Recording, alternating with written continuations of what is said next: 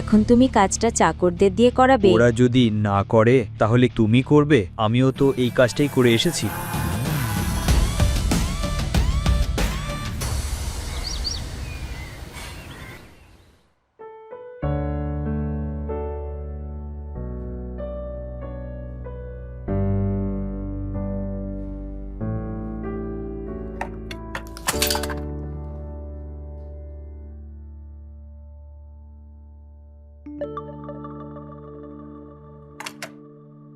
Driver, আমার ব্যাগগুলো গাড়িতে রাখো তাড়াতাড়ি, আর গাড়িটা বের করো, আমি অফিসের জন্য দেরি করে ফেলছি।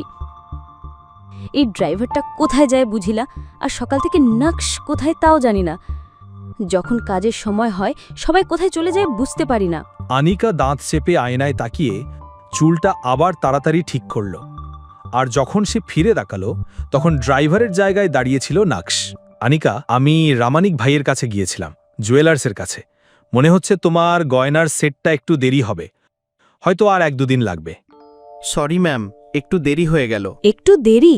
সারাদিন বসে থাকো আর মজা করো। তোমরা একটা কাজও ঠিক করে করতে পারো না, সারাক্ষণ শুধু অজুহাত। তোমরা সবাই একই রকম অলস।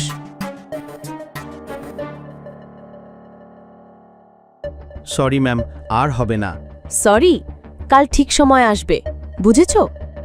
এটা বলার পর অ্যানিকা যখন ব্যাগটা তুলতে যাচ্ছিল, নকশ সাহায্যের উদ্দেশ্যে কথা বলল। আমি এটা নে। নকশ চুপচাপ দাঁড়িয়েছিল এবং কিছুক্ষণ ধরে তাকে ঘর থেকে বেরিয়ে যেতে দেখল। নকশ যখন চুপচাপ দাঁড়িয়েছিল তখন তার টেবিলের ওপর রাখা একটা ফাইলে চোখ পড়ল। অ্যানিকা ভুলে গিয়েছিল ফাইলটা ব্যাগে রাখতে। নকশ তাড়াতাড়ি সেটা নিয়ে দৌড়ে গেল অ্যানিকার দিকে। যখন সে তার দিকে এগোচ্ছিল তখন অ্যানিকার কাজিন ভাগ্যা, যে পাশের সোফায় বসেছিল, হঠাৎ করে তার পথে পা দিয়ে বাধা দিল।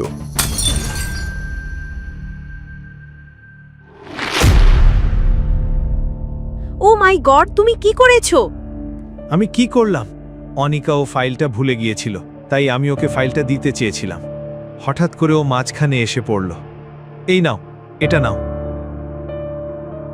ওহ, এবার তো আমি তোমার পথে এলাম রাজা। এটাও নিশ্চয়ই আমার দোষ, তাই না? আন্টি, আপনি ঠিক আছেন তো? কেউ একজন দয়া করে ডাক্তারের জন্য তাড়াতাড়ি ফোন করো। এই লোকটা আমার এল্ডার মাদারের উপর গরম চা ফেলে দিয়েছে। আচ্ছা, আমি জানি তুমি আমার জন্য খুব চিন্তিত, কিন্তু আমি ঠিক আছি, আমার ডাক্তারের দরকার নেই। শুধু এই অলসটা আমার শাড়িটা নষ্ট করে দিল। শিট শিট শিট, তুমি এত দামি শাড়িটা নষ্ট করে দিলে? এটা তো তোমার এক্সক্লুসিভ কালেকশন থেকে, তাই না? একদিকে ভাগ্য অকারণে এত হইচই করছিল, আর অন্যদিকে নকশ দেখল যে আনিকা আবার ঘরের ভেতর ফিরছে। কিন্তু সে নকশের দিকে একবারও না তাকিয়ে সোজা বেরিয়ে গেল। নকশ অপেক্ষায় ছিল আনিকার একটুখানি স্নেহের দৃষ্টির জন্য, কিন্তু সে চুপচাপ বাড়ি ছেড়ে চলে গেল। ব্রেকিং নিউজ, গুজরাতের সবচেয়ে বড় কনস্ট্রাকশন ফার্ম ভানুশালী গ্রুপের ভবিষ্যৎ কি এখন সংকটে? এত বড় ক্ষতির পর ভানুশালী গ্রুপ কি আবার উঠে দাঁড়াতে পারবে? এখন কি সামলাবে ভানুশালী গ্রুপ? শিল্প জগতের এই গোপন তথ্য জানতে চোখ রাখুন শুধু টেক ওয়ান নিউজে।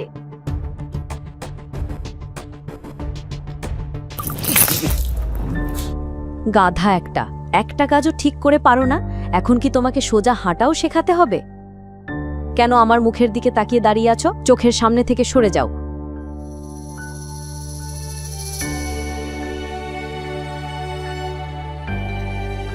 জানি না তোমার কাকা কি ভেবে আনিকার হাত তোমার হাতে তুলে দিল। যখন থেকে তুমি আমাদের জামাই হয়েছো,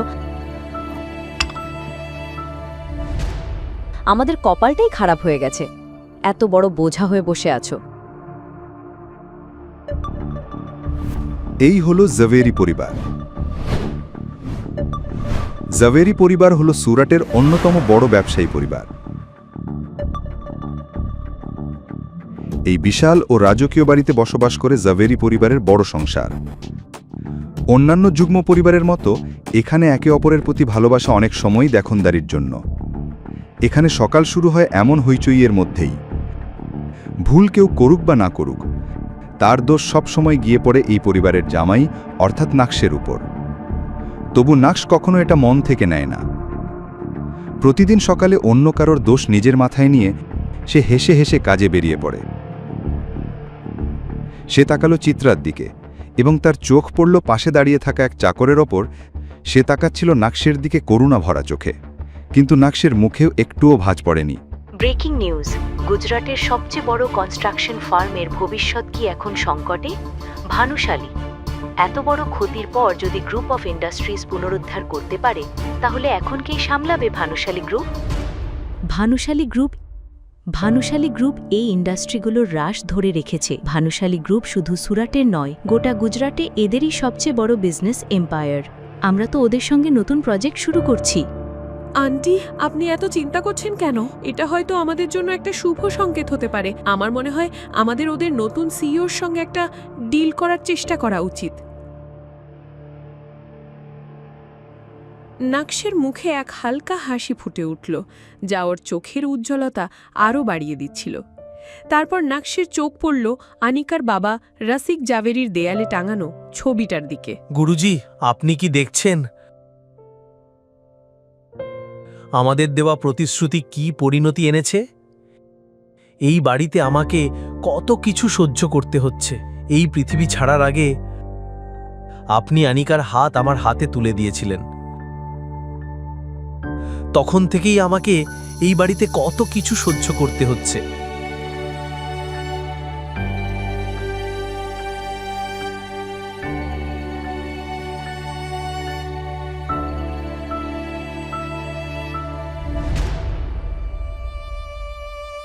কিন্তু আমি সাহস হারাইনি। গুরুজি, আপনার স্ত্রী চিত্রাকে আমি কোনোভাবে সহ্য করতে পারি, কিন্তু আমার আসল লক্ষ্য হল আনিকার মনে জায়গা করে নেওয়া। আমি নিশ্চয়ই তার হৃদয়ে জায়গা করে নেব, আনিকার মনে জায়গা করে নেব। একদিকে নাকশ তার গুরুজির সঙ্গে কথা বলায় ব্যস্ত ছিল, আর অন্যদিকে নাকশের মোবাইল ফোনটা বারবার বেজে উঠছিল। কিন্তু নাকশ নিজেই তার চিন্তায় এত ডুবে ছিল যে ফোনের প্রতি একটুও মন দেয়নি। সে ফোন ধরেনি এবং স্নান করতে বাথরুমে চলে গিয়েছিল। স্নান করার সময়ও নাকশ শুধু ভানুশালী গ্রুপ নিয়েই ভাবছিল। নাকশ বুঝতেই পারল না ফোনে যে কলটা আসছিল সেটাই তার জীবন পুরো বদলে দিতে চলেছে।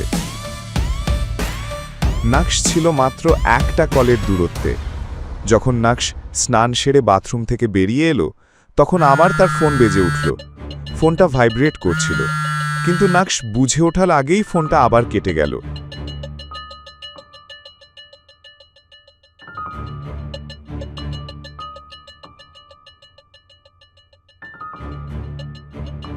নকশ, প্লিজ আমার কলটা ধরো।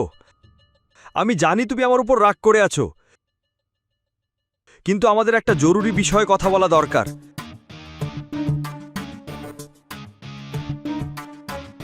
বিস্ময়কর ব্যাপার, ওকে নিজের ভুল বুঝতে 2.5 বছর লেগে গেল। অনেকগুলো মেসেজ ছিল এবং সবগুলো পরে নকশ তার ফোনটা বিছানায় ছুঁড়ে ফেলল।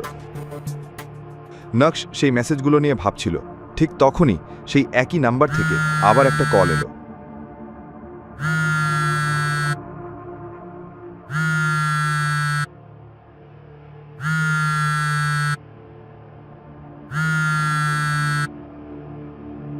হ্যালো। হ্যালো, প্রিয় নকশ। Hello, mister Yashvardhan. নিজের নাম শুনে বৃদ্ধ একটু শান্ত হওয়ার চেষ্টা করলেন, কিন্তু যশবর্ধন আবার স্নেহভরে কথা বলা শুরু করলেন।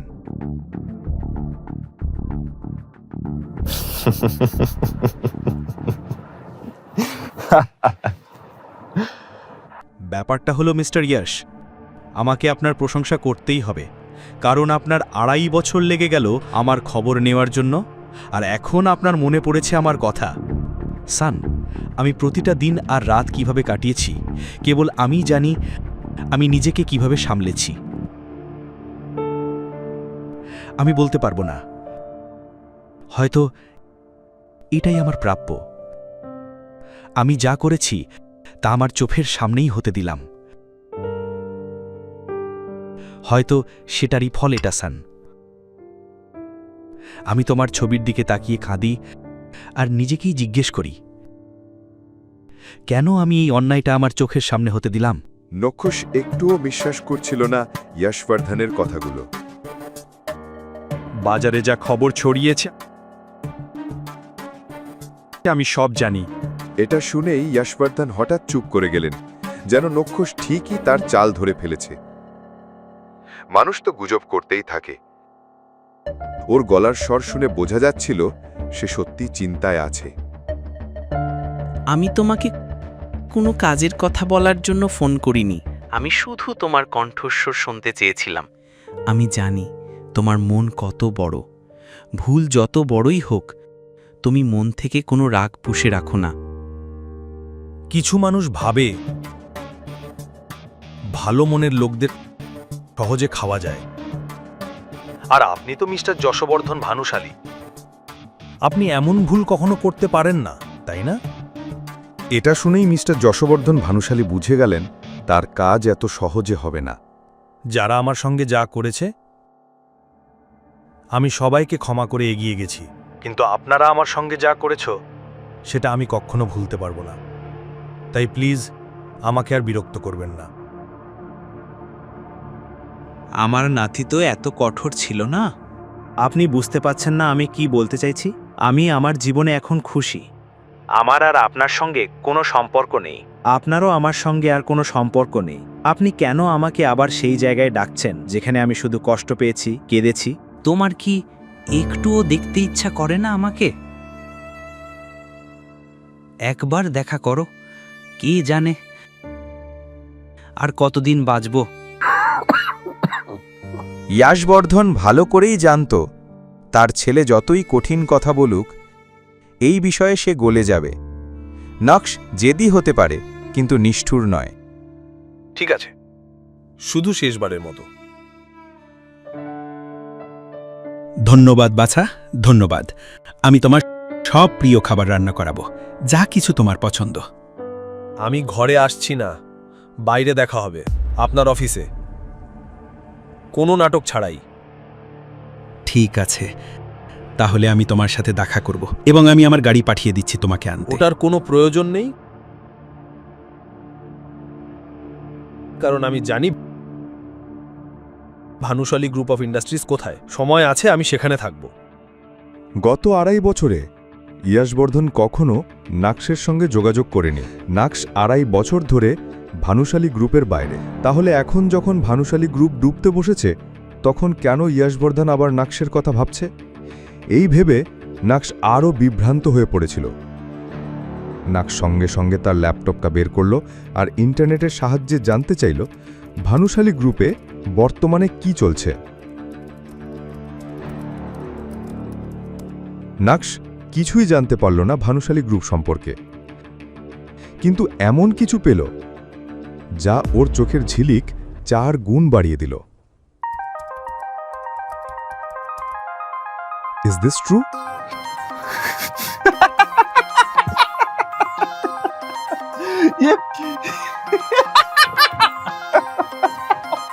নাক্স ইন্টারনেটে কি এমন পেল যা ওকে এত খুশি করে তুলল? খবরটা জানার পর থেকে নীল ভীষণ খুশি। কিভাবে এই আনন্দ প্রকাশ করবে সেটা বুঝে উঠতে পারছে না। এই বাড়িতে এই সুখবর শেয়ার করার মতো নীলের আপন কেউ নেই। চিত্রা বুঝতে পারছিলেন জামাইয়ের আচরণে এমন কিছু পরিবর্তন এসেছে যার কোনো ব্যাখ্যা হয় না। সকাল থেকে সন্ধে হয়ে গেলেও জামাইয়ের ঘর থেকে বের হওয়ার নাম নেই। এদিকে বড় মাকে চিন্তিত দেখে অর্পিতা বিরক্ত হয়ে বলে, ওই অপদার্থের কথা ছাড়ো তো, খেতে এসো। আজ মেট্রোতে এসি থাকা সত্ত্বেও তবুও শশাঙ্কবাবুকে এই কঠিন কাজটা যে কোনো মূল্যে করতে হবে। শশাঙ্কবাবু অবশেষে সাহস সঞ্চয় করে কেবিনের বাইরে এসে দেখেন প্রত্যেক কৌতূহলী চোখ ওর এবং নীলের দিকে তাকিয়ে। শশাঙ্কর আগুনে দৃষ্টি সবাইকে চুপ করিয়ে রাখলেও তিনি বুঝলেন এই আলোচনা থামানো অসম্ভব। শশাঙ্কবাবু তাই সোফায় বসে থাকা নীলকে হাসি মুখে জিজ্ঞেস করলেন, কেমন আছিস দাদু ভাই? বুড়ো দাদুকে এতদিনে মনে পড়ল? শশাঙ্কর উদ্দেশ্য ছিল অফিসে একটা বার্তা দেওয়া যে এই মুহূর্তে দাদু নাতির ভেতর কোনো সমস্যা নেই। নীল সামান্য হাসে, আর শশাঙ্ক উচ্ছ্বসিত হয়ে বলেন, ভেতরে আয়, ভেতরে আয়, আমরা ভেতরে গিয়ে কথা বলি। ভিতরে এসে বড় চেনা এই কেবিনটাকে খুব ভালো করে দেখছিল নীল। ওই বিশাল এক্সিকিউটিভ ডেস্কে বসে থাকা মানুষটাকেও নীল হাড়ে হাড়ে চেনে। শশাঙ্কবাবু মৃদু হেসে নাতিকে বলেন, এই 2.5 বছর তোর কথা আমার প্রত্যেক মুহূর্তে মনে পড়ত। রোজ তোর সাথে দেখা করব ভেবেও পিছিয়ে আসতাম। আসলে সাহসে কুলাতো না রে দাদু ভাই। ঠান্ডা গলায় নীল বলল, ভনিতা না করে বলেই ফেলুন আপনার আসল উদ্দেশ্যটা। শশাঙ্কবাবু ধমক দিয়ে উঠলেন, এইভাবে কথা বলবি তুই তোর দাদুর সাথে? এই শিক্ষা দিয়েছে আমাদের পরিবার? শশাঙ্কবাবু ভেবেছিলেন ছোটবেলা থেকেই শান্ত, নিরীহ, মৃদুভাষী নীল এই ধমকটা খেলেই ভয়ে কুঁকড়ে যাবে। সেই সুযোগে নিজের কার্যসিদ্ধি করে নেবেন শশাঙ্কবাবু। কিন্তু কার্যক্ষেত্রে হলো উল্টোটা। নীল বিষাক্ত দৃষ্টিতে শশাঙ্কবাবুকে দেখে বলল, আপনি এই পরিবার ড্রামাটা চালিয়ে যান, আমি উঠলাম। যাস না প্লিজ দাদুভাই। নীলকে উঠে যেতে দেখে শশাঙ্কবাবু রীতিমতো মিনতি করে উঠলেন। শশাঙ্কবাবু বুঝলেন ধমকে কাজ হবে না। সময় আর পরিস্থিতি অনেক বেশি কঠিন করে তুলেছে নীলকে। শশাঙ্কবাবু মাথা নিচু করে বললেন, শোভাবাজারের একটা এঁদো গলিতে এই ব্যবসা শুরু করেছিলাম। অনেক খেটে বাড়িয়েছিলাম ব্যবসাটা। তবে এই ব্যবসার প্রকৃত উন্নতি হয় তোর বাবার অক্লান্ত পরিশ্রমে। এই কথাটা অস্বীকার করা যাবে না যে এই বিজনেস এম্পায়ার তোর বাবার অধ্যাবসায়, মেধা আর বুদ্ধির ফল। নীল বিদ্রুপ করে বলে, অবশেষে স্বীকার করার জন্য ধন্যবাদ। এবার বলুন আমার থেকে কি চান? শশাঙ্কবাবু এবার বিশেষ রাগঢাক না করে একেবারে সরাসরি বললেন, আমি চাই তুই এই বিজনেস জয়েন করে তোর কাকাকে হেল্প কর। আমার কাকা মানে আপনার ছোট ছেলে ধীরেন রায়চৌধুরী? নীল ভীষণ শান্ত গলায় জিজ্ঞেস করল, যাকে আপনি কোনো যোগ্যতা ছাড়াই এই কোম্পানির সিইও বানিয়েছিলেন, আর যে মানুষটা এখন আপনার এই সাধের বিজনেস এম্পায়ারকে ব্যাংকরাপ্ট করে দিচ্ছে, তাই তো? শশাঙ্কবাবু একটু কঠোরভাবে বললেন, ও তোর গুরুজন। গুরুজনকে সম্মান দেওয়ার শিক্ষা আমি ধীরেন রায়চৌধুরীর থেকে পাইনি। শশাঙ্কবাবুকে কথার মাঝখানে থামিয়ে দিয়ে নীল ভীষণ রুক্ষ গলায় কথাটা বলে। শশাঙ্কবাবুকে নিরুত্তর দেখে নীল বলে ওঠে, তাহলে খবরটা সত্যি, তাই তো? আপনার অপদার্থ ছোট ছেলে সত্যি সত্যি কোম্পানিকে ডুবিয়ে দিতে বসেছে। আপনি চেয়েছিলেন আপনার বড় ছেলের মতো আপনার ছোট ছেলেও তার যোগ্যতা প্রমাণ করুক। দেখুন, সে প্রমাণ করেছে। শশাঙ্কবাবু হতাশভাবে বললেন, এখন এইসব কথা থাক, তুই কোম্পানি জয়েন কর প্লিজ দাদু ভাই, না করিস না। নীল অন্তর থেকে এই সংস্থাকে এই সংকট থেকে উদ্ধার করতে চায়, তবে সেটা কখনোই ধীরেনের উপস্থিতিতে করা সম্ভব নয়। সেই জন্যই ও ভীষণ স্পষ্টভাবে জানিয়ে দেয়, আমি আপনার প্রস্তাবে রাজি আছি, তবে আমার দুটো শর্ত আছে। শশাঙ্ক বেশ অবাক। শর্ত? হ্যাঁ। নীল ভীষণ স্পষ্ট আর রুক্ষ গলায় বলল, প্রথম শর্ত, আমি সিইও হিসাবে জয়েন করব, আর দ্বিতীয় শর্ত, ফান্ড নিয়ে বা আমার বিজনেস ডিসিশন নিয়ে আমি কাউকে জবাবদিহি করব না।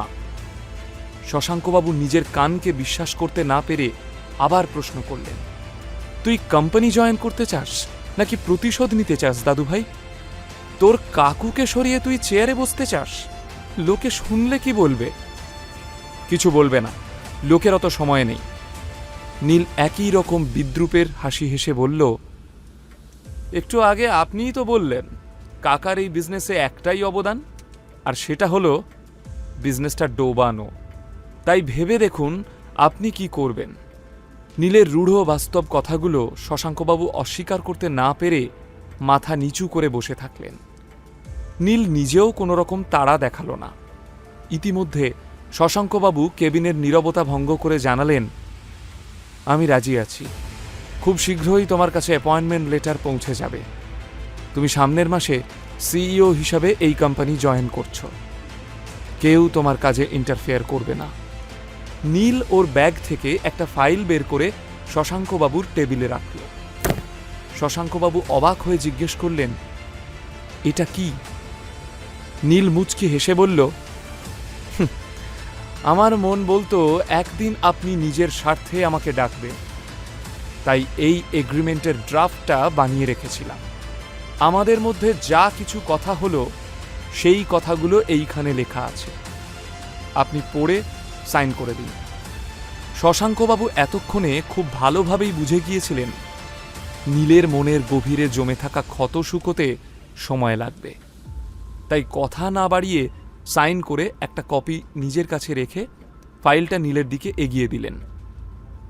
নীল স্বস্তির নিঃশ্বাস ফেলার ভান করে বলল, যাক বাবা, এবার নিশ্চিন্ত হওয়া গেল। আসলে মানুষ ঠেকে শেখে তো। নীল ফাইলটা ব্যাগে ভরে নিয়ে হাসি মুখে বলল, এখন আবার আমরা ফ্যামিলি হয়ে গেলাম। দরকার পড়লে ফোন করব, ফোন ধরবেন, আর যা করতে বলবো করে দেবেন, মনে থাকবে। আজ তাহলে আসি। নীল অফিসের বাইরে এসে রাস্তায় দাঁড়িয়েছিল। আজ অনেক দিন বাদে ও ভীষণ খুশি। 4 বছর আগে কলেজ শেষ করে ও যখন আদ্রিতার বাবার কাছে কাজ শুরু করে, তখন শুধুমাত্র আদ্রিতার বাবা জানতেন এই নীল রায়চৌধুরী আসলে রয়চৌধুরী গ্রুপের সিইও হীরেন রায়চৌধুরীর ছেলে। নীল আদ্রিতার বাবাকে ভীষণভাবে শ্রদ্ধা করত, আর আদ্রিতাকে তো ও প্রথম দেখাতেই ভালোবেসে ফেলেছিল। অথচ সেই আদ্রিতাকে বিয়ে করে গত 2.5 বছরে অপমান আর অবহেলা ছাড়া নীলের কপালে আর কিছুই জোটেনি। মেট্রো স্টেশনে এসে ব্যাগ থেকে ফাইলটা বের করে দেখছিল নীল। একবার ওর মনে হলো ছুটে গিয়ে আদ্রিতাকে চিৎকার করে নিজের আসল পরিচয়টা জানাক, কিন্তু নিজের শ্বশুরের বলা একটা কথা মনে পড়ে গেল নীলের। উনি বলতেন, মানুষ হলো হাওয়া মোরগ, হাওয়া মোরগ যেমন হাওয়ার দিকে ঘুরে যায়, মানুষও তেমনি টাকা দেখলেই টাকার দিকে ঘুরে যায়। তাই জীবনে মানুষ চিনতে হলে নিজের আশেপাশে টাকা পয়সা বইতে দিও না। নীল স্থির করে, এখনই না, এই খবরটা এখন চাপা থাক। আরও চেনা বাকি আছে, আরও জানা বাকি আছে। এদিকে বাড়িতে আদ্রিতা ওর মাকে জিজ্ঞেস করে, মা, নীল কোথায় জানো? কখন থেকে ওকে ফোনে ট্রাই করে যাচ্ছি, ফোন সুইচ অফ বলছে। চিত্রা ঝাঁঝিয়ে উঠে জবাব দিলেন, জানি না আমি, এই বাড়িতে কি কেউ আমার কথা শোনে? আমি তো তোকে সকালেই বললাম নীল কেমন অদ্ভুত আচরণ করছে। কাল সারা দিন কিছু খায়নি, সকালে ইম্পর্টেন্ট মিটিং আছে বলে তোর সামনে দিয়েই তো বেরিয়ে গেল। তখন তো তেজ দেখিয়ে কিচ্ছু জিজ্ঞেস করলি না। আদ্রিতা বিরক্ত হয়ে বলল, তুমিও তো জিজ্ঞেস করতে পারতে। চিত্রা একইভাবে ঝাঁঝিয়ে উত্তর দিলেন, সবার সব দায় কি শুধু মায়ের? মা কি বাড়িতে বসে সারা দুনিয়ার খবর রাখবে? আদ্রিতা রুক্ষ গলায় উত্তর দিল, আমি ভেবেছিলাম আজ ওকে সাথে নিয়ে অফিস যাব, ফাইলগুলো ড্রপ করে দেবে আর ফেরার সময় আমার নেকলেসটা জুয়েলারি থেকে নিয়ে নেবে, কিন্তু ওর তো কোনো পাত্তাই নেই। একটা দীর্ঘশ্বাস ফেলে আদ্রিতা বলে, মা, পৃথিবীতে এত মানুষ থাকতে তোমরা বেছে বেছে এই অপদার্থটাকে কেন আমার গলায় ঝুলিয়ে দিয়েছিলে বলো তো? চিত্রা শান্তভাবে বলে, যতই রাগ দেখাস না কেন, তুই খুব ভালো করেই জানিস তোর বিয়েটা আমি দিইনি, দিয়েছিলেন তোর বাপি। উনি এই ছেলের মধ্যে কি দেখেছিলেন সেটা উনিই ভালো বলতে পারবেন। ইতিমধ্যে নিজের প্রসঙ্গে হওয়া কথাগুলোয় কান না দিয়ে চিত্রার পিছন দিয়ে বেরিয়ে যাচ্ছিল নীল। হঠাৎই নীলকে দেখে আদ্রিতা বিরক্ত হয়ে বলে, কোথায় ছিলে? বিশাল বড় হনু হয়েছ নাকি? ফোন করে পাওয়া যায় না? আমি অপদার্থ নই আদ্রিতা, তুমি আমার আসল পরিচয় জানো না। আমি রায়চৌধুরী পরিবারের ছেলে, কোম্পানির নতুন সিইও নীল রায়চৌধুরী। এক নিঃশ্বাসে নিজের মনের কথাগুলো আদ্রিতাকে জানিয়ে দেয় নীল। নীল নিজের সত্যিটা জানিয়ে দিল আদ্রিতাকে। এবার তাহলে কি ঘটতে চলেছে? সিইও হয়ে কি পরিবর্তন আসতে চলেছে নীলের জীবনে? সত্যিটা জানার পর কি নীল আদ্রিতার বৈবাহিক জীবন ছন্দে ফিরবে নাকি ঘটবে ছন্দপতন? কি হলো নীল, হা করে কি দেখছো? আদ্রিতার কথায় নীলের হুঁশ ফেরে। এতক্ষণ ও দিবা স্বপ্ন দেখছিল, এখনও সত্যিটা জানানো হলো না আদ্রিতাকে। হা করে দাঁড়িয়ে না থেকে আমার সাথে অফিস চলো, ফেরার পথে আমার নেকলেসটা জুয়েলারি শপ থেকে নিয়ে নেবে। আদ্রিতার কথায় হালকা মাথা নাড়ে নীল। দ্রুত পায়ে আদ্রিতা বাড়ি থেকে বেরিয়ে যায়। কথা না বাড়িয়ে ওর পিছু নেয় নীল।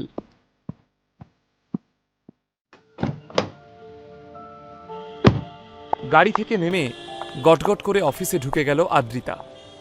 বিয়ের 2.5 বছর পরেও আদ্রিতা ওর দিকে ফিরেও তাকায় না। দীর্ঘশ্বাস ফেলে ফাইলগুলো নিয়ে নীল ঢুকলো অফিসে। কিন্তু নীলকে আসতে দেখেও লিফট দাঁড় করালো না আদ্রিতা।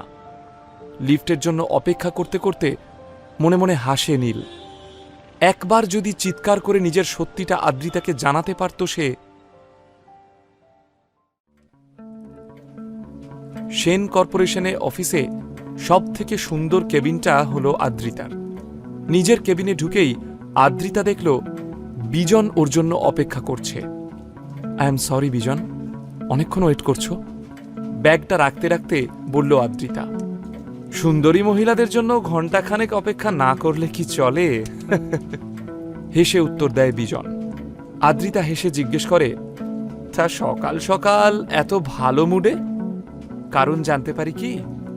বিজন ওর ব্যাগ থেকে একটা জুয়েলারি বক্স বের করে বলে, জানতে নয়, দেখতে পারো। বিজন আদ্রিতার সামনে একটা ঝলমলে হীরের নেকলেস রেখে বলে, এই দেখো, রয় চৌধুরী জুয়েলার্সের লিমিটেড কালেকশনস ডায়মন্ড নেকলেস। তোমার ভীষণ শখ ছিল না?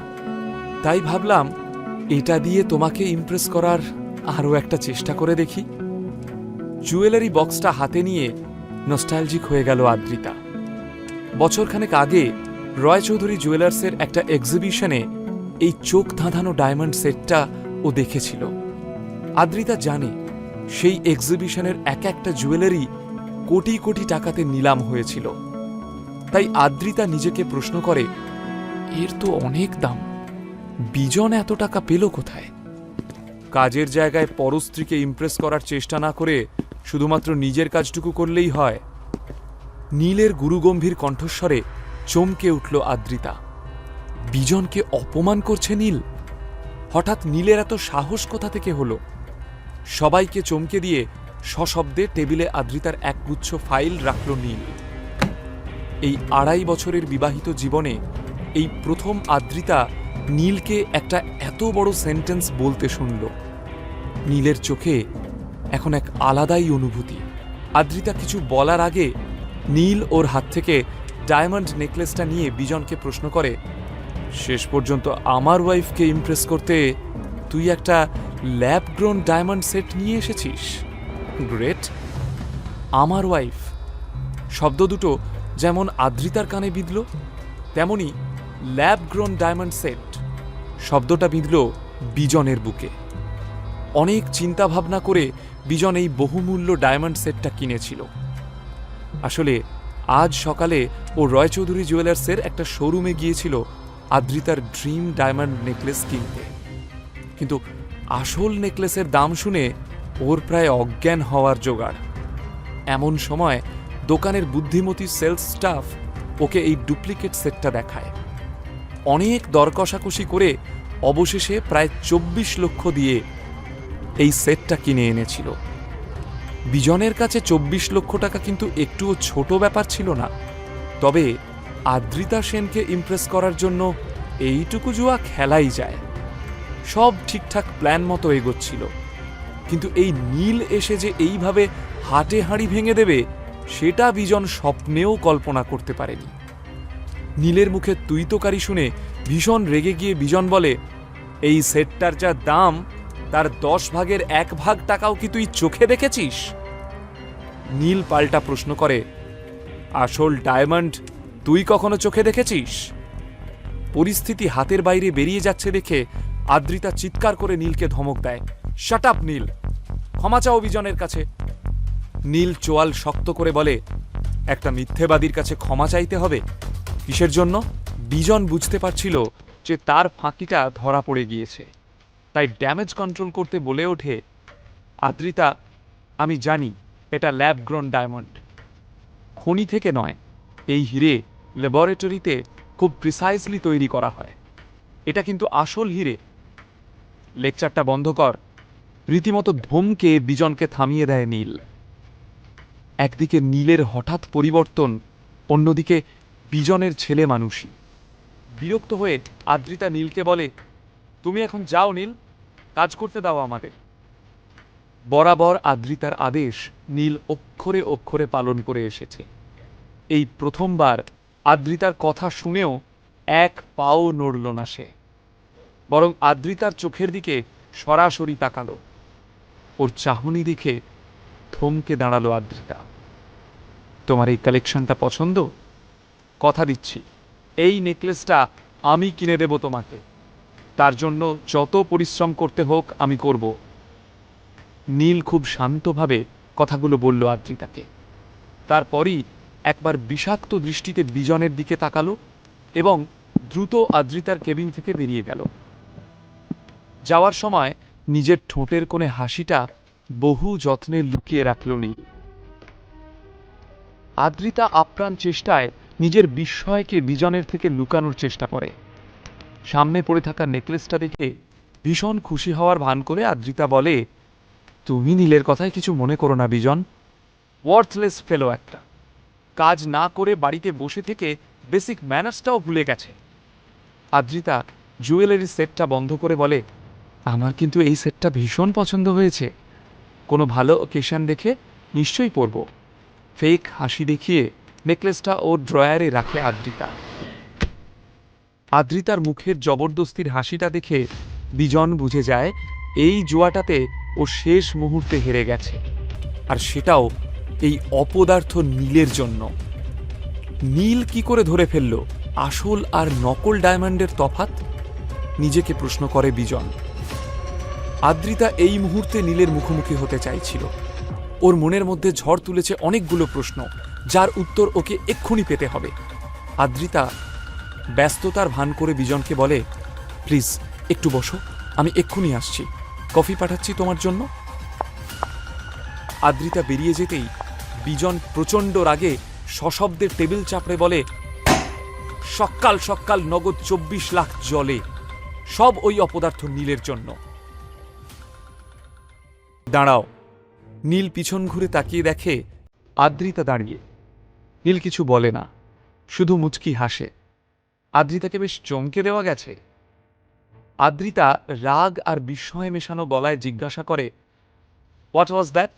তুমি বিজনকে এইভাবে অপমান করলে কেন? আসলে রাগে আর যন্ত্রণায় আদ্রিতার এখন চিৎকার করতে ইচ্ছা করলেও নিজের স্টাফের সামনে কোনো সিন ক্রিয়েট না করে যথাসম্ভব শান্ত থাকার চেষ্টা করে সে। আদ্রিতা বিশ্বাস করতে পারছে না, এই কি সেই মানুষটা যার সাথে ও গত 2.5 বছর ধরে সংসার করছে, যে এক মুহূর্তের জন্যেও আদ্রিতার মনে বিন্দুমাত্র দাগ কাটতে পারেনি, যে এক ছাদের তলায় থাকলেও আদ্রিতা থেকে সব সময় পালিয়ে বেরিয়েছে। নীল আজ অনেক আলাদা, অনেক অচেনা, অনেক আত্মবিশ্বাসী। সব সময় কুঁকড়ে থাকা সেই অন্যমনস্ক পুরুষটার খোলস ছেড়ে বেরিয়ে আসা এ এক নতুন পুরুষ। বিয়ের পর এই প্রথম নীল শিরদাঁড়া সোজা করে আদ্রিতার সামনে দাঁড়িয়ে রয়েছে। আদ্রিতা তৈরি হয়ে এসেছিল নীলকে বেশ কিছু কঠিন কথা শোনাবে, কিন্তু নীলের এই বদলে যাওয়া রূপ দেখে মনে মনে পিছু হটে আদ্রিতা। এদিকে আদ্রিতার স্টাফেরা ওদের দুজনের কথা শোনার চেষ্টা করে চলেছে। কর্মচারীদের এই অহেতুক কৌতূহল দেখে আদ্রিতা নিজেও ভীষণ বিরক্ত। ও মুখে একটা নকল হাসি টেনে এনে নীলকে বলল, ঠিক আছে নীল, তুমি এখন বাড়ি যাও, সন্ধ্যাবেলা দেখা হচ্ছে। নীল জানে আদ্রিতা এই ব্যবসাটা নিয়ে ভীষণ লড়াই করছে, তাই ওর আজ আদ্রিতার 2 হাত ধরে চিৎকার করে বলতে ইচ্ছা করছে, তোমাকে আর লড়তে হবে না আদ্রিতা, তোমার হয়ে সব লড়াই করার দায়িত্ব এখন আমার। কিন্তু নীলের কিছু বলার আগেই বিজন চিৎকার করে ওকে পিছন থেকে ডাকে, এই দাঁড়া, দাঁড়া বলছি। বিজনের চিৎকার শুনে আদ্রিতা চমকে পিছন ফিরে তাকায়। বিজনকে নীলের দিকে তেড়ে আসতে দেখে আদ্রিতা ঘাবড়ে যায়। এই পরিস্থিতিটাই এড়াতে চেয়েছিল ও, কিন্তু মনের কোণায় কোথাও যেন কৌতূহল উঁকি মারছিল। আদ্রিতা দেখতে চাইছিল হঠাৎ বদলে যাওয়া নীল ঠিক কিভাবে এই পরিস্থিতির মোকাবিলা করে। অন্যান্য বারের মতো ভয়ে কুঁকড়ে যাবে, নাকি সাহস করে বিজনের মুখোমুখি হবে। বিজন তেড়ে এসে নীলের কলার ধরে বলে, এই অত বড় বড় কথা যে বলে এলি, তুই কি জানিস ওই সেটটার দাম কত? অফিসের করিডোরে একটা বিশ্রী তামাশা হচ্ছে দেখে আদ্রিতা বিজনকে থামাতে যায়। বিজন প্লিজ। বিজন কিন্তু আদ্রিতার কথায় কোনো কর্ণপাত করে না। বিজনের হাত ছাড়িয়ে কোনো উত্তর না দিয়ে চলে যাচ্ছিল নীল, কিন্তু বিজন ওর হাত চেপে ধরে চিৎকার করে বলে, ওই সেটটার দাম 24 লাখ রে ভিখারি। তুই নিজেকে নিলামে তুললেও এর 1000 ভাগের 1 ভাগ পাবি না, জানিস কি সেটা? লজ্জায় অপমানে আদ্রিতা চোখ বন্ধ করে ফেলে। আদ্রিতার কষ্ট নীলের চোখে পড়তেই ও আদ্রিতাকে দেখিয়ে বলে, ওই যে মহিলাকে দেখছিস, ও আমার স্ত্রী, তাই ওকে দামি গিফট দিয়ে ইমপ্রেস করার তোর কোনো প্রয়োজন ছিল না। টাকাটা যদি গায়ে লাগে তাহলে সেটটা শোরুমে ফেরত দিয়ে দে, ওদের মানি ব্যাক পলিসি রয়েছে। ফালতু গলাবাজি করিস না, সবাই জানে ফাঁকা কলসি বাজে বেশি। নীলের উত্তরে পিছনে দাঁড়িয়ে থাকা স্টাফেরা মুখ টিপে হাসতে শুরু করে। অফিস স্টাফদের সামনে নিজেকে উপহাসের পাত্র হতে দেখে দ্রুত লিফটে উঠে পড়ে বিজন। নীল কিন্তু বেশ শান্ত, মুখে বাঁকা হাসি নিয়ে পাশের লিফটে ওঠে এবং বুক পকেট থেকে একটা কালো গগলস বের করে বেশ কেত দেখিয়ে পরে নেয় সে।